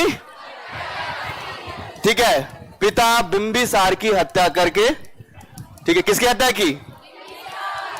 बिंबिसार की हत्या करके और जो है मगध का राजगद्दी प्राप्त करता है। याद रहेगा ये सब बात? देखिए हम बस यही चाहते हैं कि आप लोग भूलिए नहीं इसको, ठीक है और इसीलिए हमारा पूरा कोशिश भी होता है कि लिखने पर पहले कम जोर दीजिए, आराम से समझ लीजिए, हम भागे नहीं जा रहे, लिखवा करके ही जाएंगे, जाहिर सी बात है। तो आजाद शत्रु जब राजा बना तो ये भी मगध के एम्पायर को लगातार बढ़ा रहा है, इस बात को समझिएगा। ऐसा नहीं कि मगध जो है अब बढ़ेगा नहीं, इसका एम्पायर बढ़ेगा नहीं, आजाद शत्रु भी लगातार यही कोशिश करेगा। सबसे पहली घटना आजाद शत्रु के साथ क्या होता है जरा ध्यान से देखिएगा। एक तो इसका बचपन का जो नाम है वो कुनिक है, कई बार सवाल ऐसे ही पूछ लिया जाता है, ठीक है। कुनिक इसको कहा जाता है, ठीक है। बिंबिसार को श्रेणी कहा जाता था, ठीक है। बिंबिसार को कहते थे, लिखा है कहीं पर बिंबिसार, बिंबिसार को क्या कहते थे और आजाद शत्रु को क्या कहते थे? सबसे पहला समस्या आजाद शत्रु के साथ क्या है जरा ध्यान से देखिएगा। आजाद शत्रु का जो नानी का घर है वो कहां था? एक तो लिच्छवी था ना ये पूरा वज्जी का प्रदेश, तो इनके नानी के घर वाले क्या कह रहे हैं, इस सार अपना पिताजी के मार दिया है इससे अलगे रहो, ठीक है, ये अपने पिताजी को मार दिया है, इस पर क्या भरोसा करें हम। और जो ये वज्जी का प्रदेश है लिच्छवी जो है वो मगध से अलग हो गया, यहां जो मगध है और यहां जो वज्जी है इसी में था ये लिच्छवी, ये वज्जी जो है फिर से टूट करके अलग हो गया जो इसमें शामिल था पहले मगध में। बात समझ में आ गई? ये तो अपने पिताजी को ही मार दिया, इस पर क्या विश्वास किया जाए। और ऐसे स्थिति में जब फिर से वज्जी अलग हो गया तो इस बात को एकदम से ईगो पर ले लिया जो है आपका आजाद शत्रु। समझ में आ गया? तो अब कह रहा है कि हम नानी घर पर जो है अब लड़ाई करेंगे वहीं जाकर के। समझ में आ रहा है कि नहीं? और फिर से जीत करके और मिलाना है। बात समझ में आई? तो जबरदस्त आक्रमण करने के फिराक में आजाद शत्रु वज्जी को मिलाने को लेकर के, और इसके लिए इसने जबरदस्त तैयारी भी की है कि वज्जी तो मगध का क्षेत्र होगा ही है, होगा ही होगा, क्योंकि ये पहले से रहा है। अब इस समय समझिए कि जो ये आजाद शत्रु है युद्ध करने को लेकर के इतना भयंकर भयंकर हथियार इस्तेमाल में लाएगा। रक्त मुसल और महाशिला कंटक नाम सुना है? किसको मिलाने के लिए?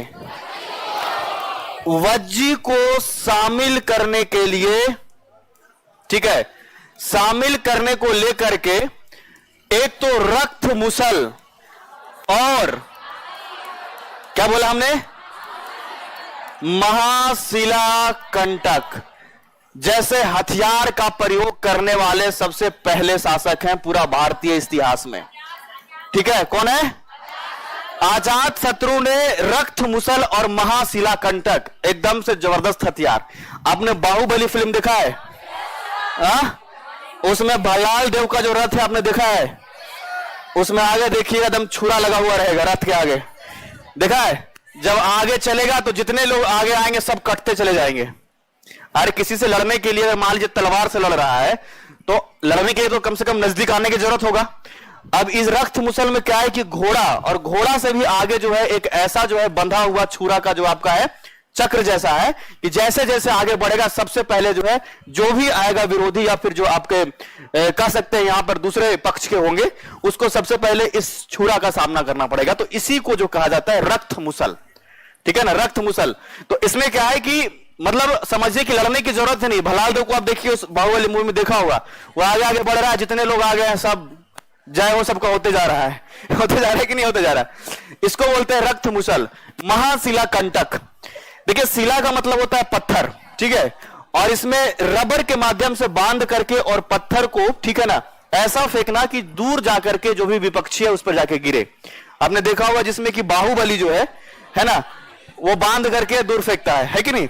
तो बड़े बड़े पत्थर के चट्टानों को बांध करके, जैसे गुलेल आपने देखा है, ऐसे खींच करके उसमें कोई पत्थर को ऐसे छोड़ते हैं तो वापस दूर चला जाता है, तो उसी को कहते हैं। वैसे ही जो बहुत बड़े स्तर का चट्टान जिसमें पत्थर का हिस्सा बांध करके और हम छोड़े थे एकदम दूर जाके गिरे और एकदम त्राही माम मचाया, जैसे पीछे वाला जो बैठे है उधर मचाया एकदम।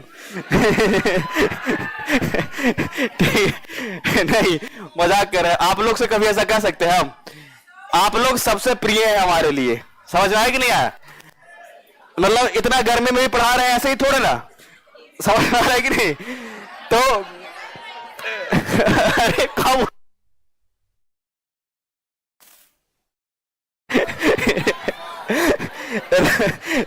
रक्त मुसल और महाशिला ऐसे हथियार का प्रयोग करने वाले भारतीय इतिहास के सबसे पहले शासक कौन है?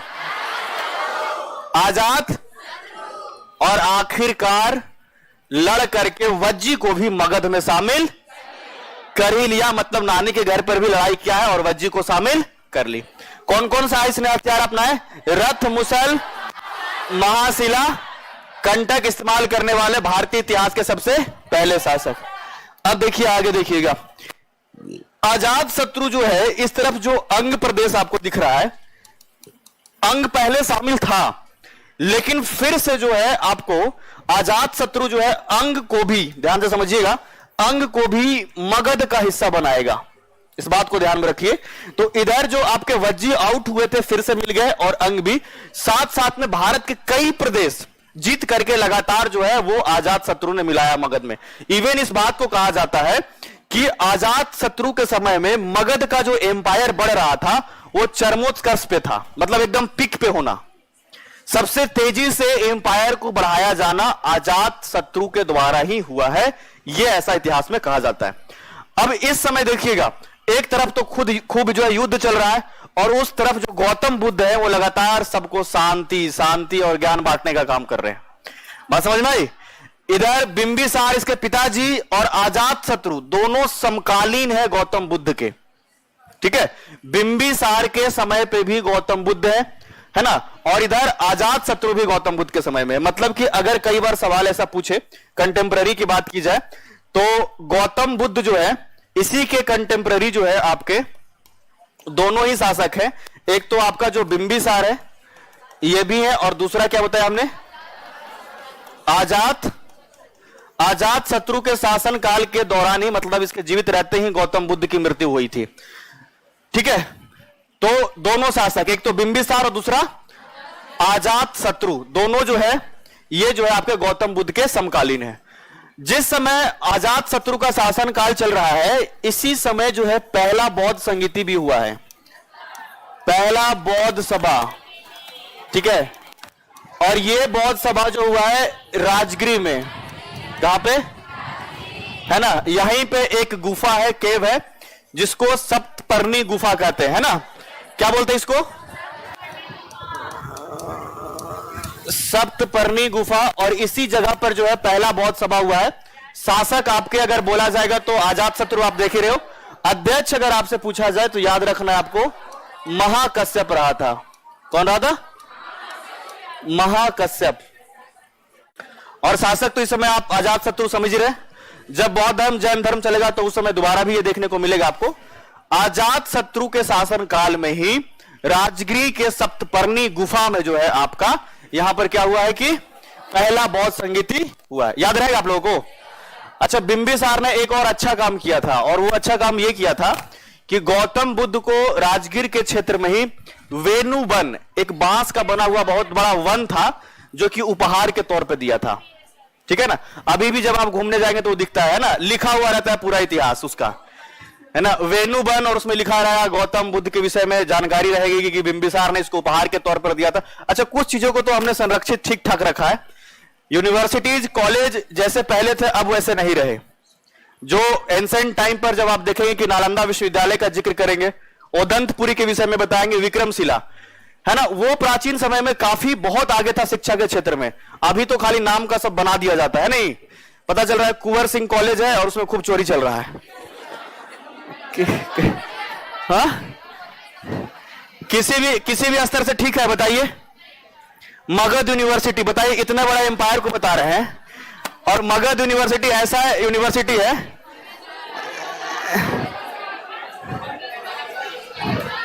ठीक है, किसी का जन्मदिन है। किसका जन्मदिन है? अच्छा, कह रहा है जन्मदिन विश कर दीजिए सर, ताकि अधिकारी बने। तो नाम लिखेगा तब ना जन्मदिन विश करेंगे।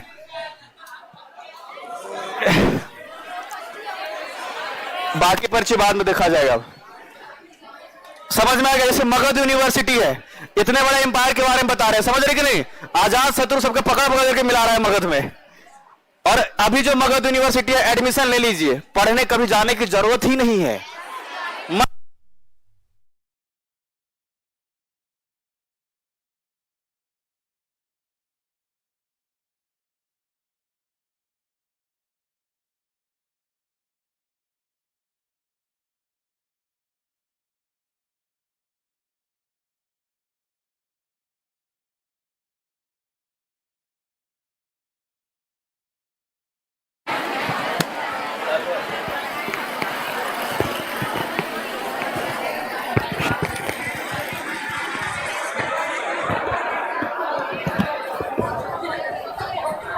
एक कमेंट कर रहा है, नहीं आ रहा।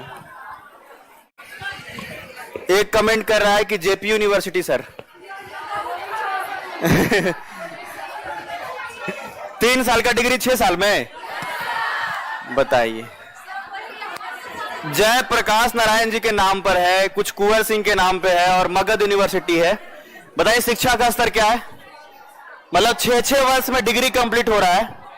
बीपीएससी की तैयारी बच्चा कर ले रहा है यहाँ। अब फॉर्म कैसे भरे जब तक ग्रेजुएशन नहीं होगा तब। दिक्कत है ना। हम क्या उतरते हैं वेणु वन के बारे में, है ना। तो बिंबिसार ने गिफ्ट किया था किसको? गौतम बुद्ध को गिफ्ट किया था एक बहुत बड़ा वन, है ना, बांस का बना हुआ, और उसी को कहते हैं वेणु वन कहते हैं ना। तो पहला बौद्ध सभा भी इनके ही समय में। अच्छा, अभी भी जो राजधानी है अजात शत्रु के समय में भी, ये भी राजधानी अभी भी अगर रहेगा तो राजगीर ही रहेगा। अब परिवर्तन होने वाला है, इसलिए हम बता भी रहे हैं।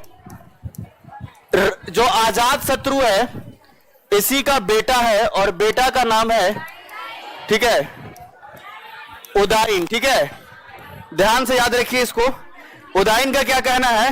ये भी अपने पिताजी के रहमो करम पे चलने वाला आगे है। अभी कह रहा है कि हमारा दादाजी को तुम मारा है, पिताजी को कह रहा है। तब आपका भी नंबर है। तो जिस प्रकार से अजात शत्रु ने बिंबिसार को मारा था, उसी प्रकार से उदाइन ने किसकी हत्या कर दी? अजात शत्रु की हत्या कर दी।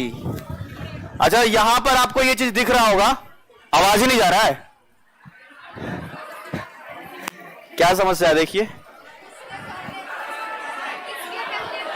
आवाज जा रहा है ना जी। वो क्या कह रहा है वो लोग? हाँ, किसके कहने पे?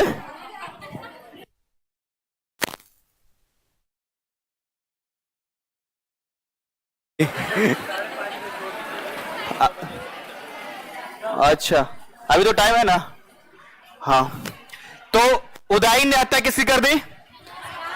अजात शत्रु का। और अब इसमें देख रहे हैं कि सब लोग अपने पिताजी का हत्या कर करके जो और यहां पर राजगद्दी को प्राप्त कर रहा है। इसीलिए इस पूरे वंश को ही कहते हैं पितृहीनता वाला वंश। ठीक है, पितृहीनता वाला वंश कहा जाता है किसको?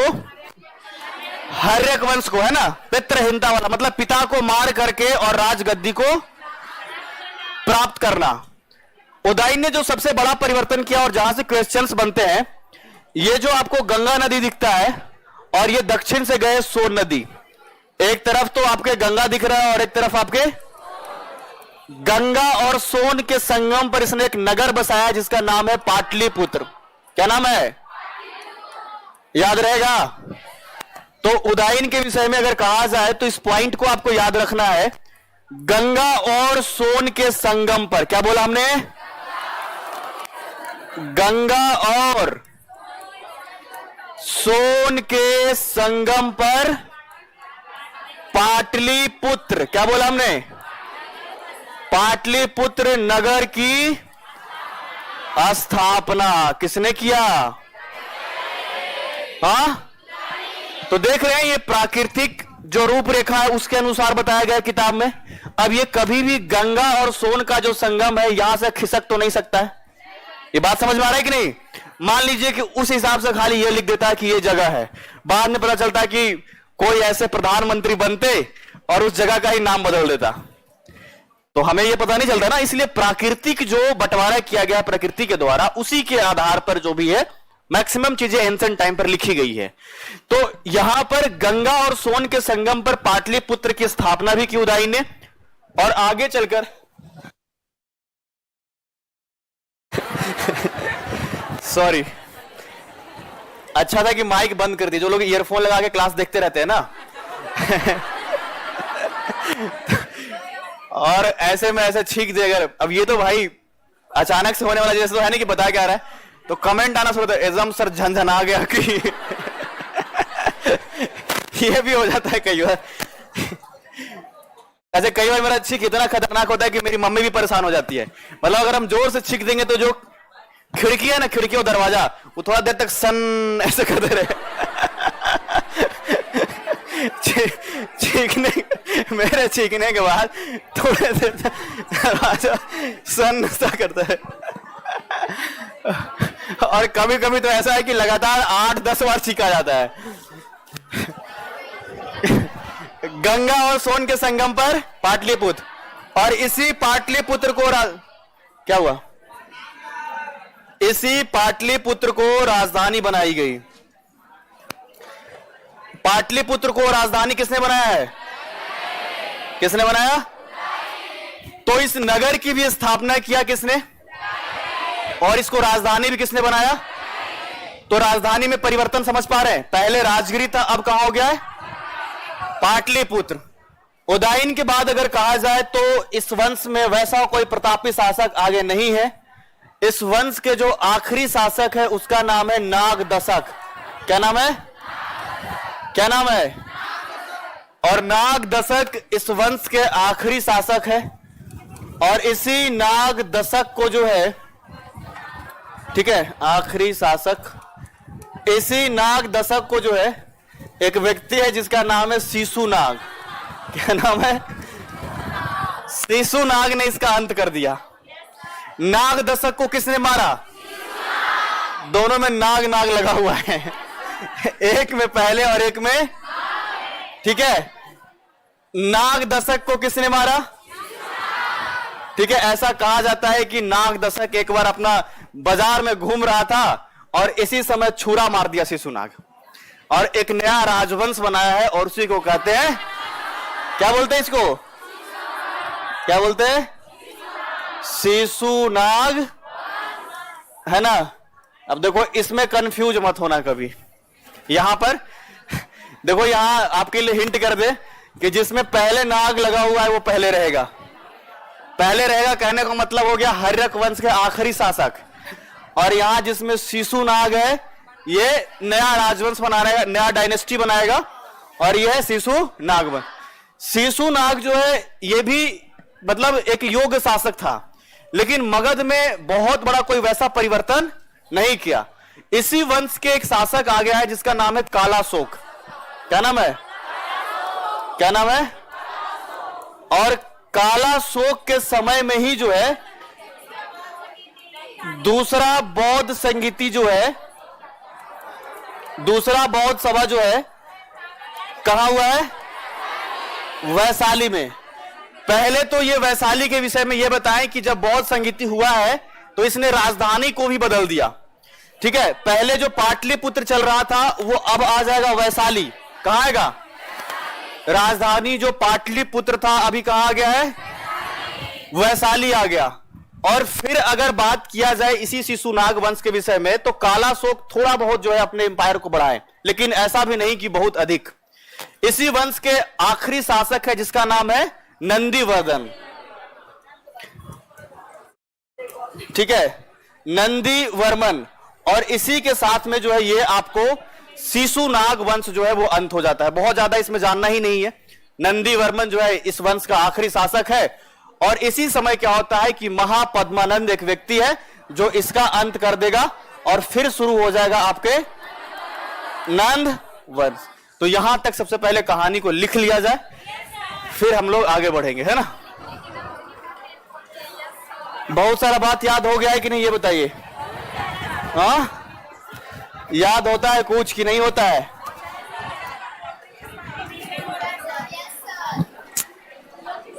चलिए लिखना शुरू करते हैं हम लोग, है ना। कितना बजे छुट्टी देना है?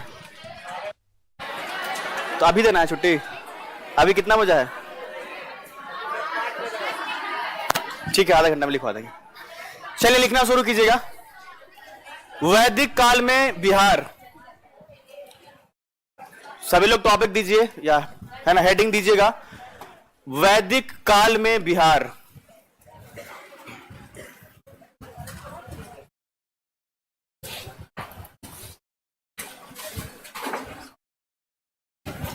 वैदिक काल में बिहार। ठीक है, पहला पॉइंट लिखिएगा। ऋग्वेद में, पहला पॉइंट लिखिएगा, ऋग्वेद में बिहार के क्षेत्र में रहने वाले लोगों को ऋग्वेद में बिहार के क्षेत्र में रहने वाले लोगों को कीकट कहकर संबोधित किया गया है।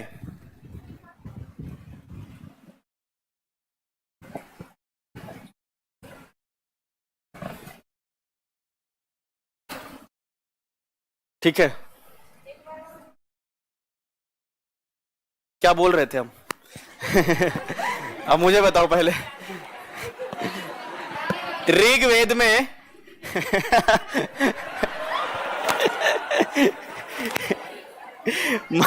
मगध, क्या बिहार के क्षेत्र में, मगध बोले थे बिहार बोले थे? बिहार के क्षेत्र में रहने वाले लोगों को कीकट कहकर संबोधित किया गया है।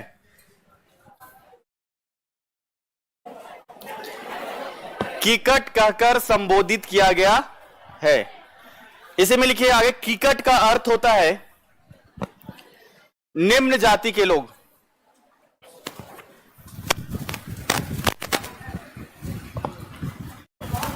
कीकट का अर्थ होता है निम्न जाति के लोग।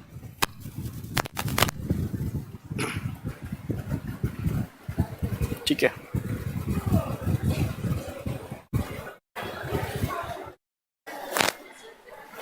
नेक्स्ट पॉइंट में लिखिएगा। बिहार में आर्यों का आगमन, बिहार में आर्यों का आगमन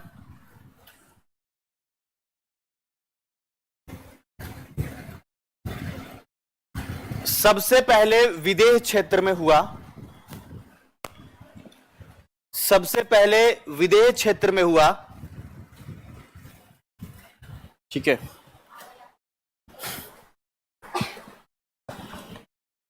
ठीक है। नेक्स्ट पॉइंट में लिखिएगा।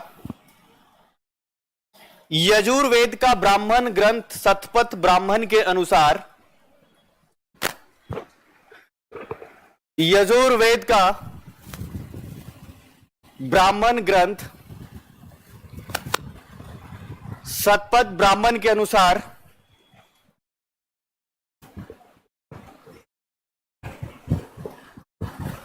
ठीक है, गंगा का उत्तरी मैदान, गंगा का उत्तरी मैदान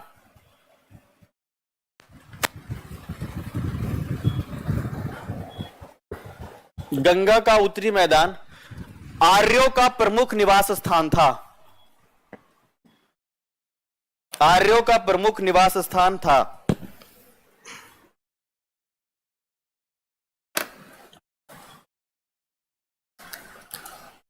ठीक है, लिख लिया। लिखिएगा इसी ग्रंथ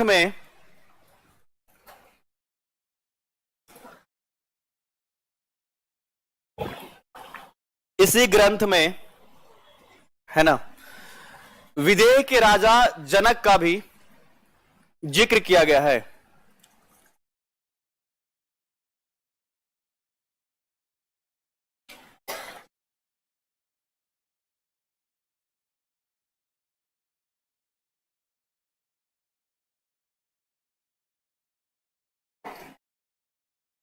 है ना, क्या लिखा?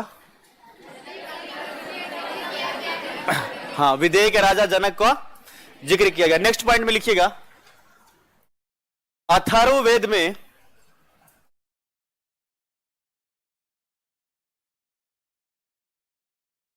अथर्ववेद से, ठीक है, मगध क्षेत्र की जानकारी प्राप्त होती है। अथर्ववेद से मगध क्षेत्र की जानकारी प्राप्त होती है। मगध क्षेत्र की जानकारी प्राप्त होती है। नेक्स्ट पॉइंट में फिर से लिखिएगा आप लोग कि गया, नेक्स्ट पॉइंट में लिखिएगा गया, राजगीर, गया, राजगीर, वैशाली, विदेह आदि क्षेत्रों को पवित्र स्थान माना गया है। आदि क्षेत्रों को पवित्र स्थान माना गया है।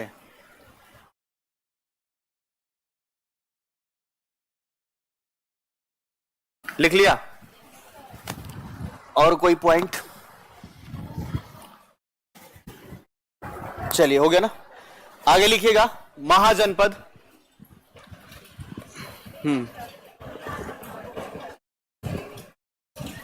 महाजनपद लिखिए, इसमें पहला पॉइंट, 6ठी शताब्दी ईस्वी पूर्व, 6ठी शताब्दी ईस्वी पूर्व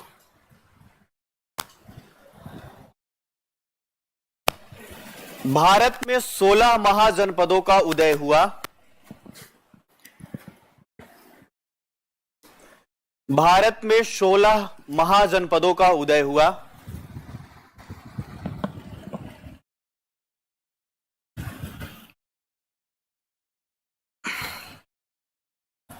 इसकी जानकारी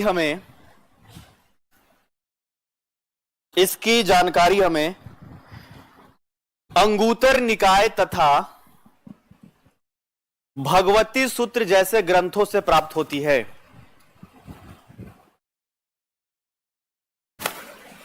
इसकी जानकारी हमें अंगुतर निकाय तथा भगवती सूत्र जैसे ग्रंथों से प्राप्त होती है।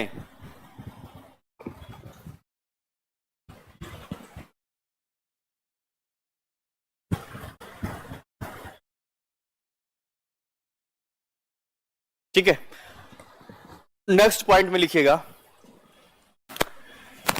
इन 16 महाजनपदों में से, इन 16 महाजनपदों में से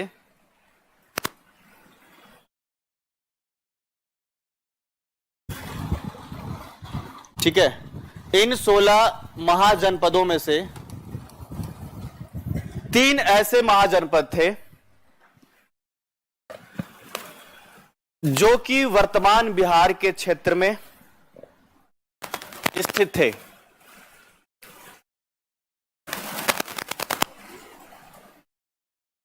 तीन ऐसे महाजनपद थे जो वर्तमान बिहार के क्षेत्र में स्थित थे।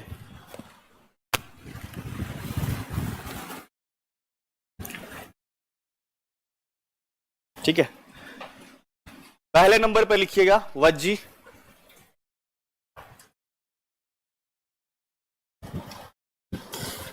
ठीक है, पहले नंबर पे क्या लिखना है? वज्जी। डैश देकर के लिखिए वर्तमान बिहार का वैशाली, मुजफ्फरपुर, दरभंगा, सारण तथा पश्चिमी चंपारण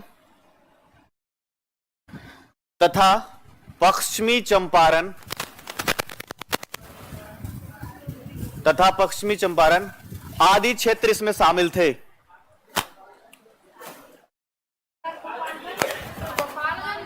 लिख लो, उसमें कोई दिक्कत की बात नहीं है। बाकी आप समझ गए होंगे कि जब हमने मेंशन कर दिया है कि सारण है और साथ में ऊपर चंपारण तक के, तो दिमाग में एक मैप बन गया होगा आपका, ठीक है, कि सिवान है, गोपालगंज है और चंपारण भी है ना। लिखा आपने, आदि क्षेत्र शामिल थे। नेक्स्ट पॉइंट में लिखिएगा। हाँ बिल्कुल होगा। अब ऐसा नहीं है कि देखिए दो जिले हैं और उसके बीच का जो क्षेत्र है वो नहीं होगा, ऐसा तो हो नहीं सकता है। आगे लिखिएगा नेक्स्ट पॉइंट में, वज्जी महाजनपद की राजधानी वैशाली थी। वज्जी महाजनपद की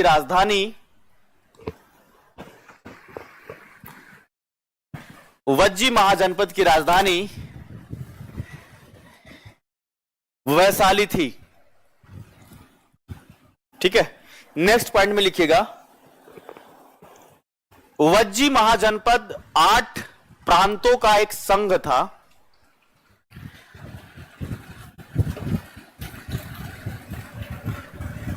वज्जी महाजनपद 8 प्रांतों का एक संघ था, जिनमें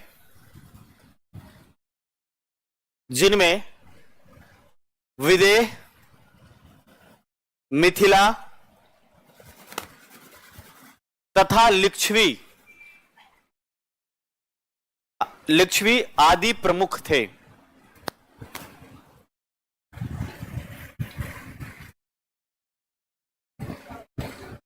लिच्छवी आदि प्रमुख थे। लिख लिया? ठीक है, आगे लिखिएगा इसी में,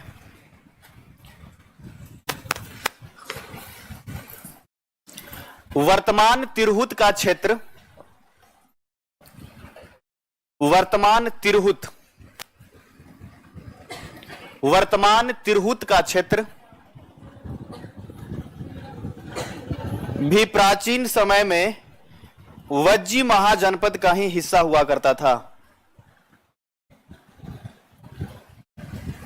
वर्तमान तिरहुत का क्षेत्र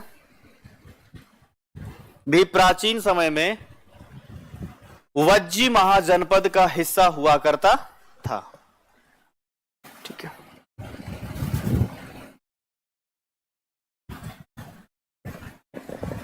ठीक है, नेक्स्ट पॉइंट में लिखिएगा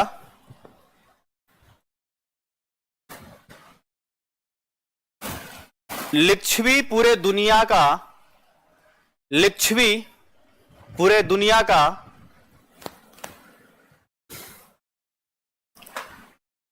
सबसे पहला गणतंत्र गणराज्य रहा है।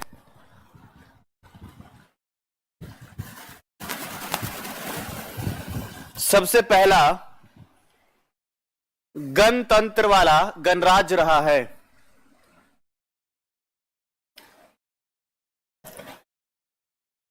क्लियर है सभी को?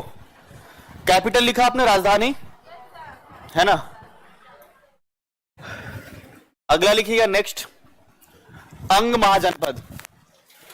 अच्छा, एक पॉइंट को बस और ऐड कर लीजिए इसमें, महावीर स्वामी वाला है ना, ये भी ऐड कर लीजिए।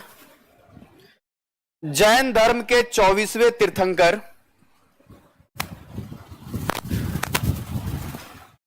जैन धर्म के 24वें तीर्थंकर महावीर स्वामी का जन्म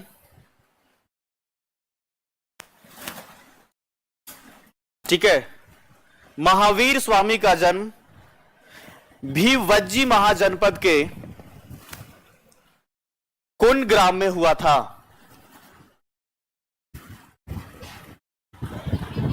जैन धर्म के 24वें तीर्थंकर महावीर स्वामी का जन्म भी वज्जी महाजनपद के कुंड ग्राम में हुआ था। ठीक है, याद रहेगा। नेक्स्ट लिखिएगा अंग। पहला लिख लिया आपने वज्जी, दूसरा अंग महाजनपद। ठीक है, अंग महाजनपद।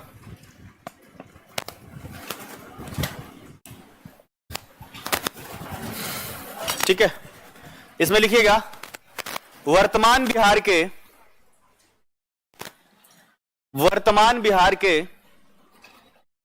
ठीक है, मुंगेर तथा भागलपुर का क्षेत्र, वर्तमान बिहार के मुंगेर तथा भागलपुर का क्षेत्र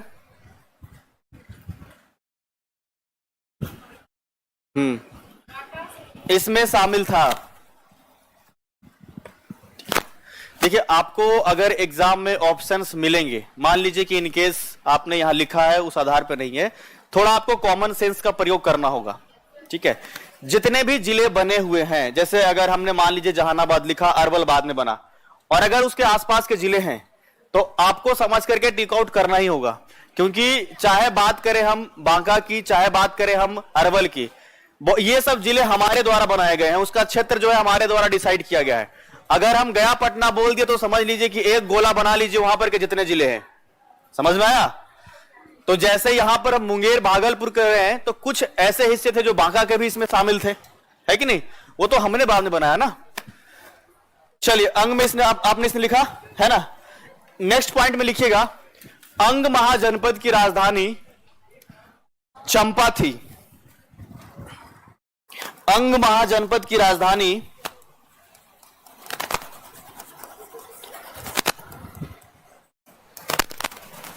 ठीक है, चंपा थी। ठीक, कहां थी? अंग क्या हुआ?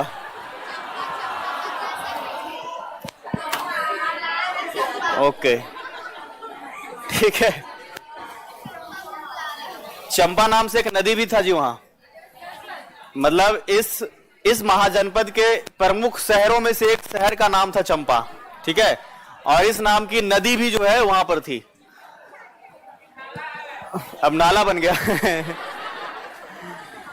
अब नदी को काट काट करके तुम लोग खेत बना दोगे तो नदी तो नाला बन ही जाएगा, है कि नहीं है भाई? प्राकृतिक जो स्थितियां पहले से दी गई थी उसका इतना दोहन किया गया, है कि नहीं है? एक तो बिहार में खनिज बहुत कम है, कुछ चीजें मिलता है प्राकृतिक देन के हिसाब से, जैसे बालू मिला हुआ है। जहां जहां बालू था वो सब बालू को निकाल निकाल करके उसको खेत बना दिया, तो नदी कहां से दिखेगा बताइए? वो तब नहर बन जाएगा धीरे धीरे। फल्गु नदी का नाम सुने हैं? जो गया से आता है पटना के तरफ, वो नदी गंगा तक अपने पानी को मिला ही नहीं पाती है। एक तो वो मौसमी नदी है, और उसमें जितना बालू था, अब तो पहले तो बालू का जैसे कहते हैं कि एक पता नहीं उसको क्या टेंडर होता था ना, तो हमने सुना है उधर बालू चोरी करने वाले लोग काफी होते हैं। रात में रोड पे चलो तो लोग बालू चोरी करके भागते हैं तो प्राकृतिक दोहन इस स्तर का है कि बचेगा क्या? लिखा इसकी राजधानी कहां? ठीक है, लिखिएगा नेक्स्ट पॉइंट में, हेन सांग का नाम सुना है? कहां का यात्री था? चीनी यात्री थे ना। पूरा लाइन को लिखिए, चीनी यात्री हेन सांग ने इस क्षेत्र को चेम्पो कहा। हाँ, चेम्पो है ना।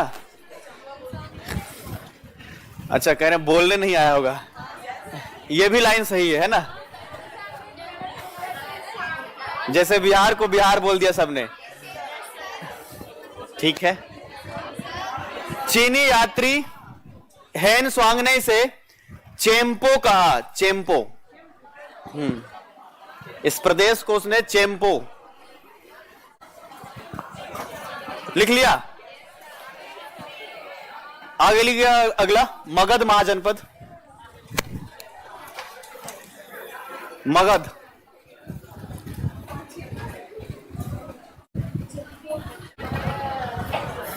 देखो कमेंट कर रहा है सर, बालू चोरी करके इधर एक बुलेट खरीद लिया है सर। बताओ। मगध महाजनपद लिखा आपने, चलिए इसमें लिखिएगा। इसमें क्या पॉइंट आपको लिखना है, वर्तमान बिहार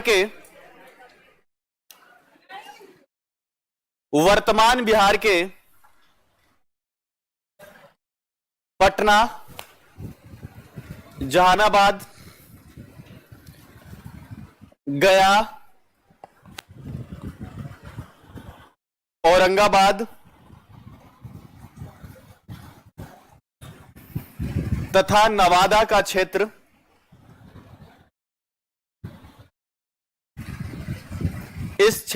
नवादा का क्षेत्र इस महाजनपद में शामिल था, है ना। वर्तमान बिहार का पटना, जहानाबाद, गया, औरंगाबाद तथा नवादा का क्षेत्र इसमें शामिल था। नेक्स्ट पॉइंट में लिखिएगा, मगध महाजनपद की प्राचीन राजधानी राजगृह थी।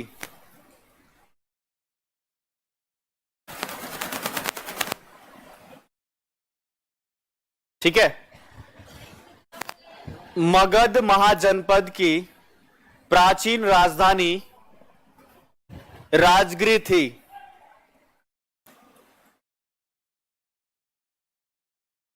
ठीक है, नेक्स्ट पॉइंट में लिखिएगा, पुराणों तथा महाभारत के अनुसार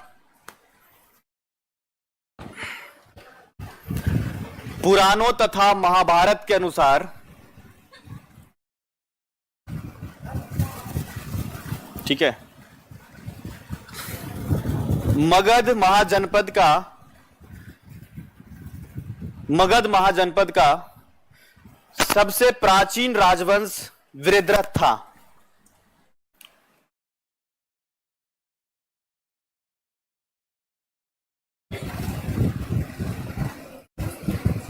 ठीक है, सबसे प्राचीन राजवंश वृद्रथ था। जैसे जब हम बोलते हैं ना, तो आप थोड़ा देर ना उसको सुन करके दिमाग में सेट रखिए, 8-10 सेकंड तक शांत रहिए, तब वो सेट होगा। जैसे हम बोले, एक बार में नहीं गया दिमाग में, थोड़ा शांत रहिए तो अपने आप समझ में आ जाएगा। तुरंत बोलने लगते हैं तो बाकी जो लोग लिख रहे होते हैं उसको डिस्टर्ब होता है, समझ गए। और उतना देर में हम अगला सेंटेंस भी सोच रहे होते हैं, तो आप हमें डिस्टर्ब कर देते हैं। ठीक है, लिखा आपने। तो अब जो है आप लोग जो है यहां पर सब टॉपिक बनाइए, वृद्रथ वंश। ठीक है, वृद्रथ वंश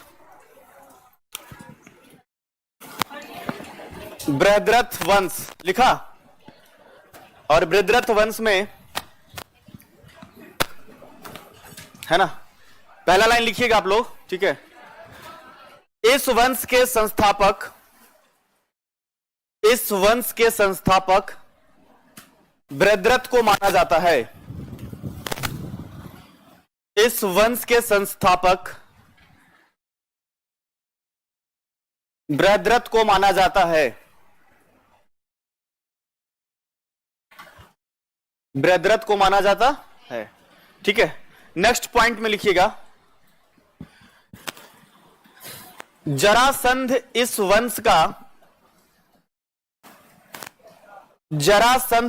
वंश का सबसे प्रतापी शासक था। ठीक है,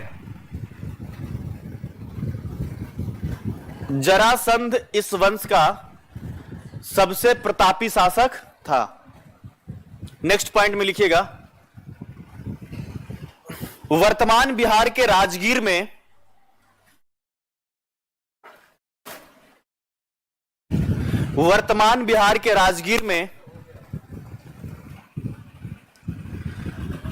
जरासंध के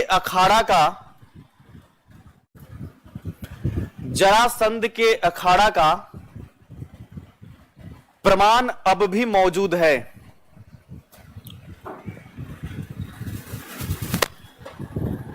प्रमाण अब भी मौजूद है।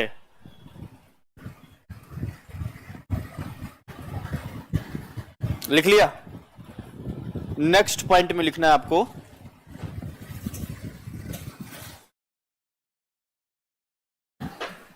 रिपुंजय इस वंश के आखिरी शासक थे। रिपुंजय बताया था ना हमने, रिपुंजय इस वंश का आखिरी शासक थे। रिपुंजय इस वंश के आखिरी शासक थे।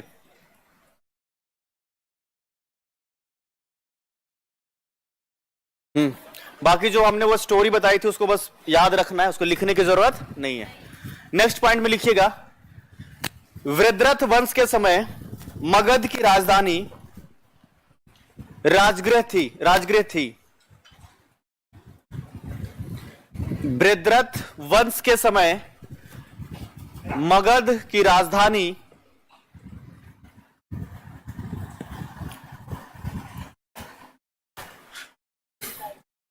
राजगृह थी।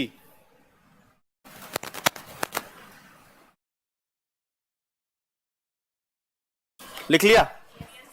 चलिए अब आगे फिर से नेक्स्ट पॉइंट में लिखिएगा, बौद्ध ग्रंथों के अनुसार, ठीक है, बौद्ध ग्रंथों के अनुसार मगध के सबसे प्राचीन राजवंश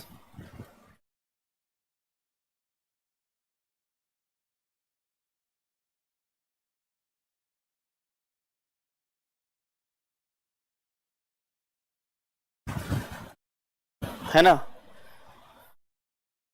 बौद्ध ग्रंथ के अनुसार मगध के सबसे प्राचीन राजवंश हर्यक वंश को माना जाता है। हर्यक को माना जाता है।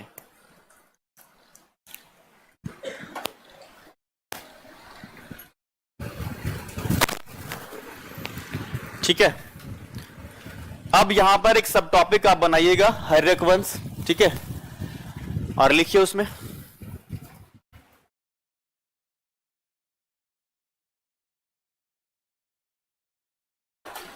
हर्यक वंश, इसमें लिखिएगा नीचे। ठीक है, इस वंश के संस्थापक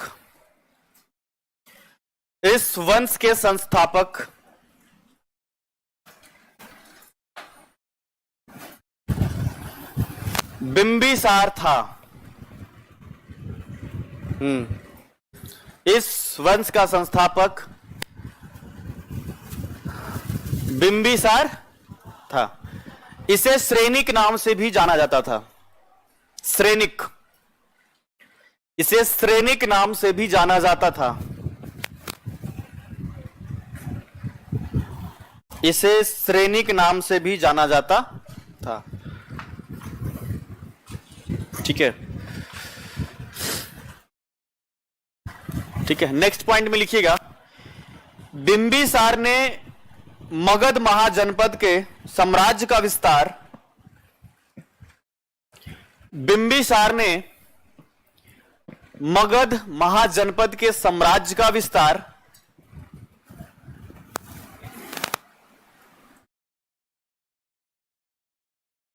युद्ध नीति के साथ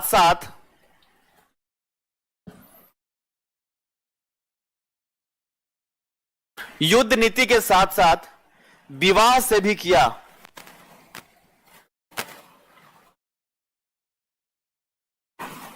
विवाह से भी किया। ठीक है,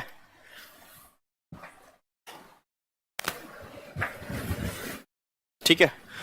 अब जब इंडियन हिस्ट्री आप पढ़ेंगे तो उसमें कौशल की जो राजकुमारी, वहां के बारे में भी जाना होगा। मद्र कुल के विषय में जो पंजाब का हिस्सा, वहां भी जाना होगा।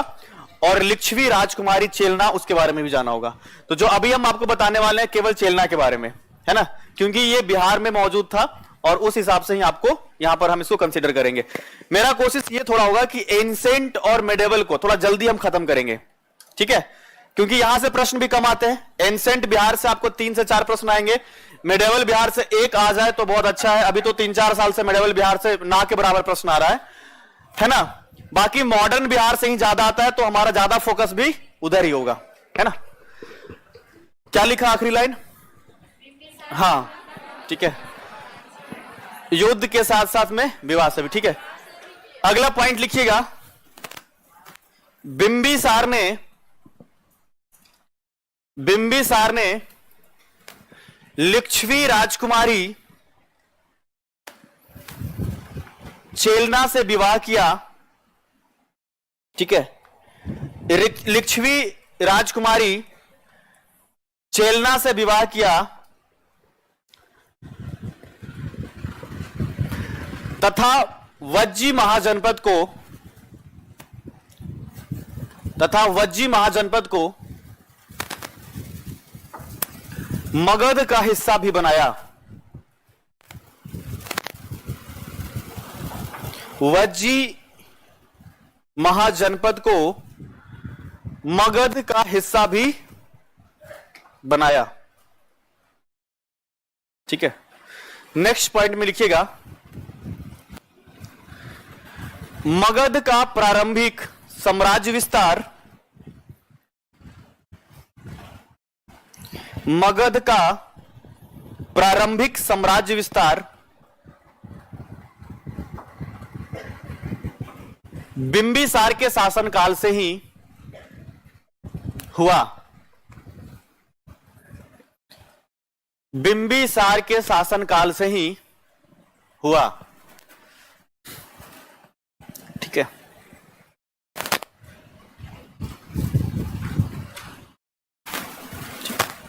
नेक्स्ट पॉइंट लिखिएगा, बिंबिसार ऐसे पहले शासक हैं,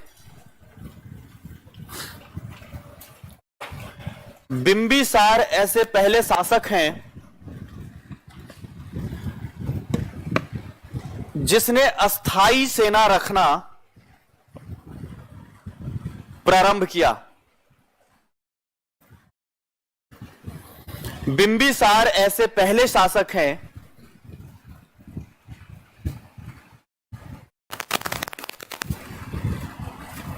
जिसने अस्थाई सेना रखना प्रारंभ किया। लिख लिया? नेक्स्ट पॉइंट में लिखिएगा,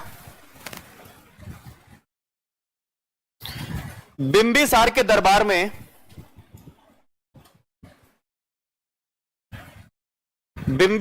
दरबार में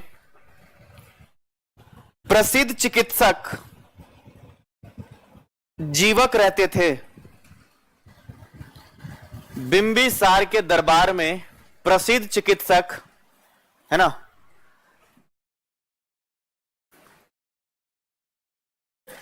जीवक रहते। लिख लिया? चंद्र प्रघोत वाली बात लिखाने की जरूरत है क्या? हाँ, मंजू सर ने लिखवाया होगा, गुड। तो जीवक वाला आपने समझ गया हो कि वो चंद्र प्रघोत को जॉन्डिस हुआ और वहां वो इलाज के लिए भेजा। क्लियर है यहां तक? आगे लिखिएगा नेक्स्ट पॉइंट में, ठीक है। बिंबिसार का बड़ा बेटा या बड़ा पुत्र, है ना, बिंबिसार का बड़ा बेटा, है ना, अजात शत्रु ने बिंबिसार की हत्या कर मगध की राजगद्दी प्राप्त किया।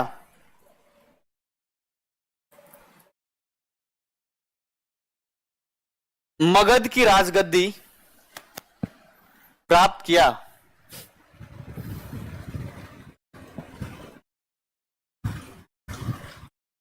ठीक है, लिख लिया? तो आज के लिए लिखाने का कार्यक्रम जो है यहीं तक समाप्त करेंगे। आपका जो क्लास है बहुत जल्द पुनः जो है दोबारा होने वाला है। थोड़ा 10-20 मिनट आपको रेस्ट भी मिल जाए, है ना? किस चीज? करेंट अफेयर्स का होगा। ठीक ठीक है, तो हम लोग फिर से कल मिलने वाले हैं इसी समय में। टाइम का तो पता नहीं है मुझे, कल इसी समय क्लास लगेगा। कब? पहले 6 बजे मेरा क्लास लगा हुआ था, अभी 3 बजे लग गया। 1 मिनट बैठने दीजिए बस।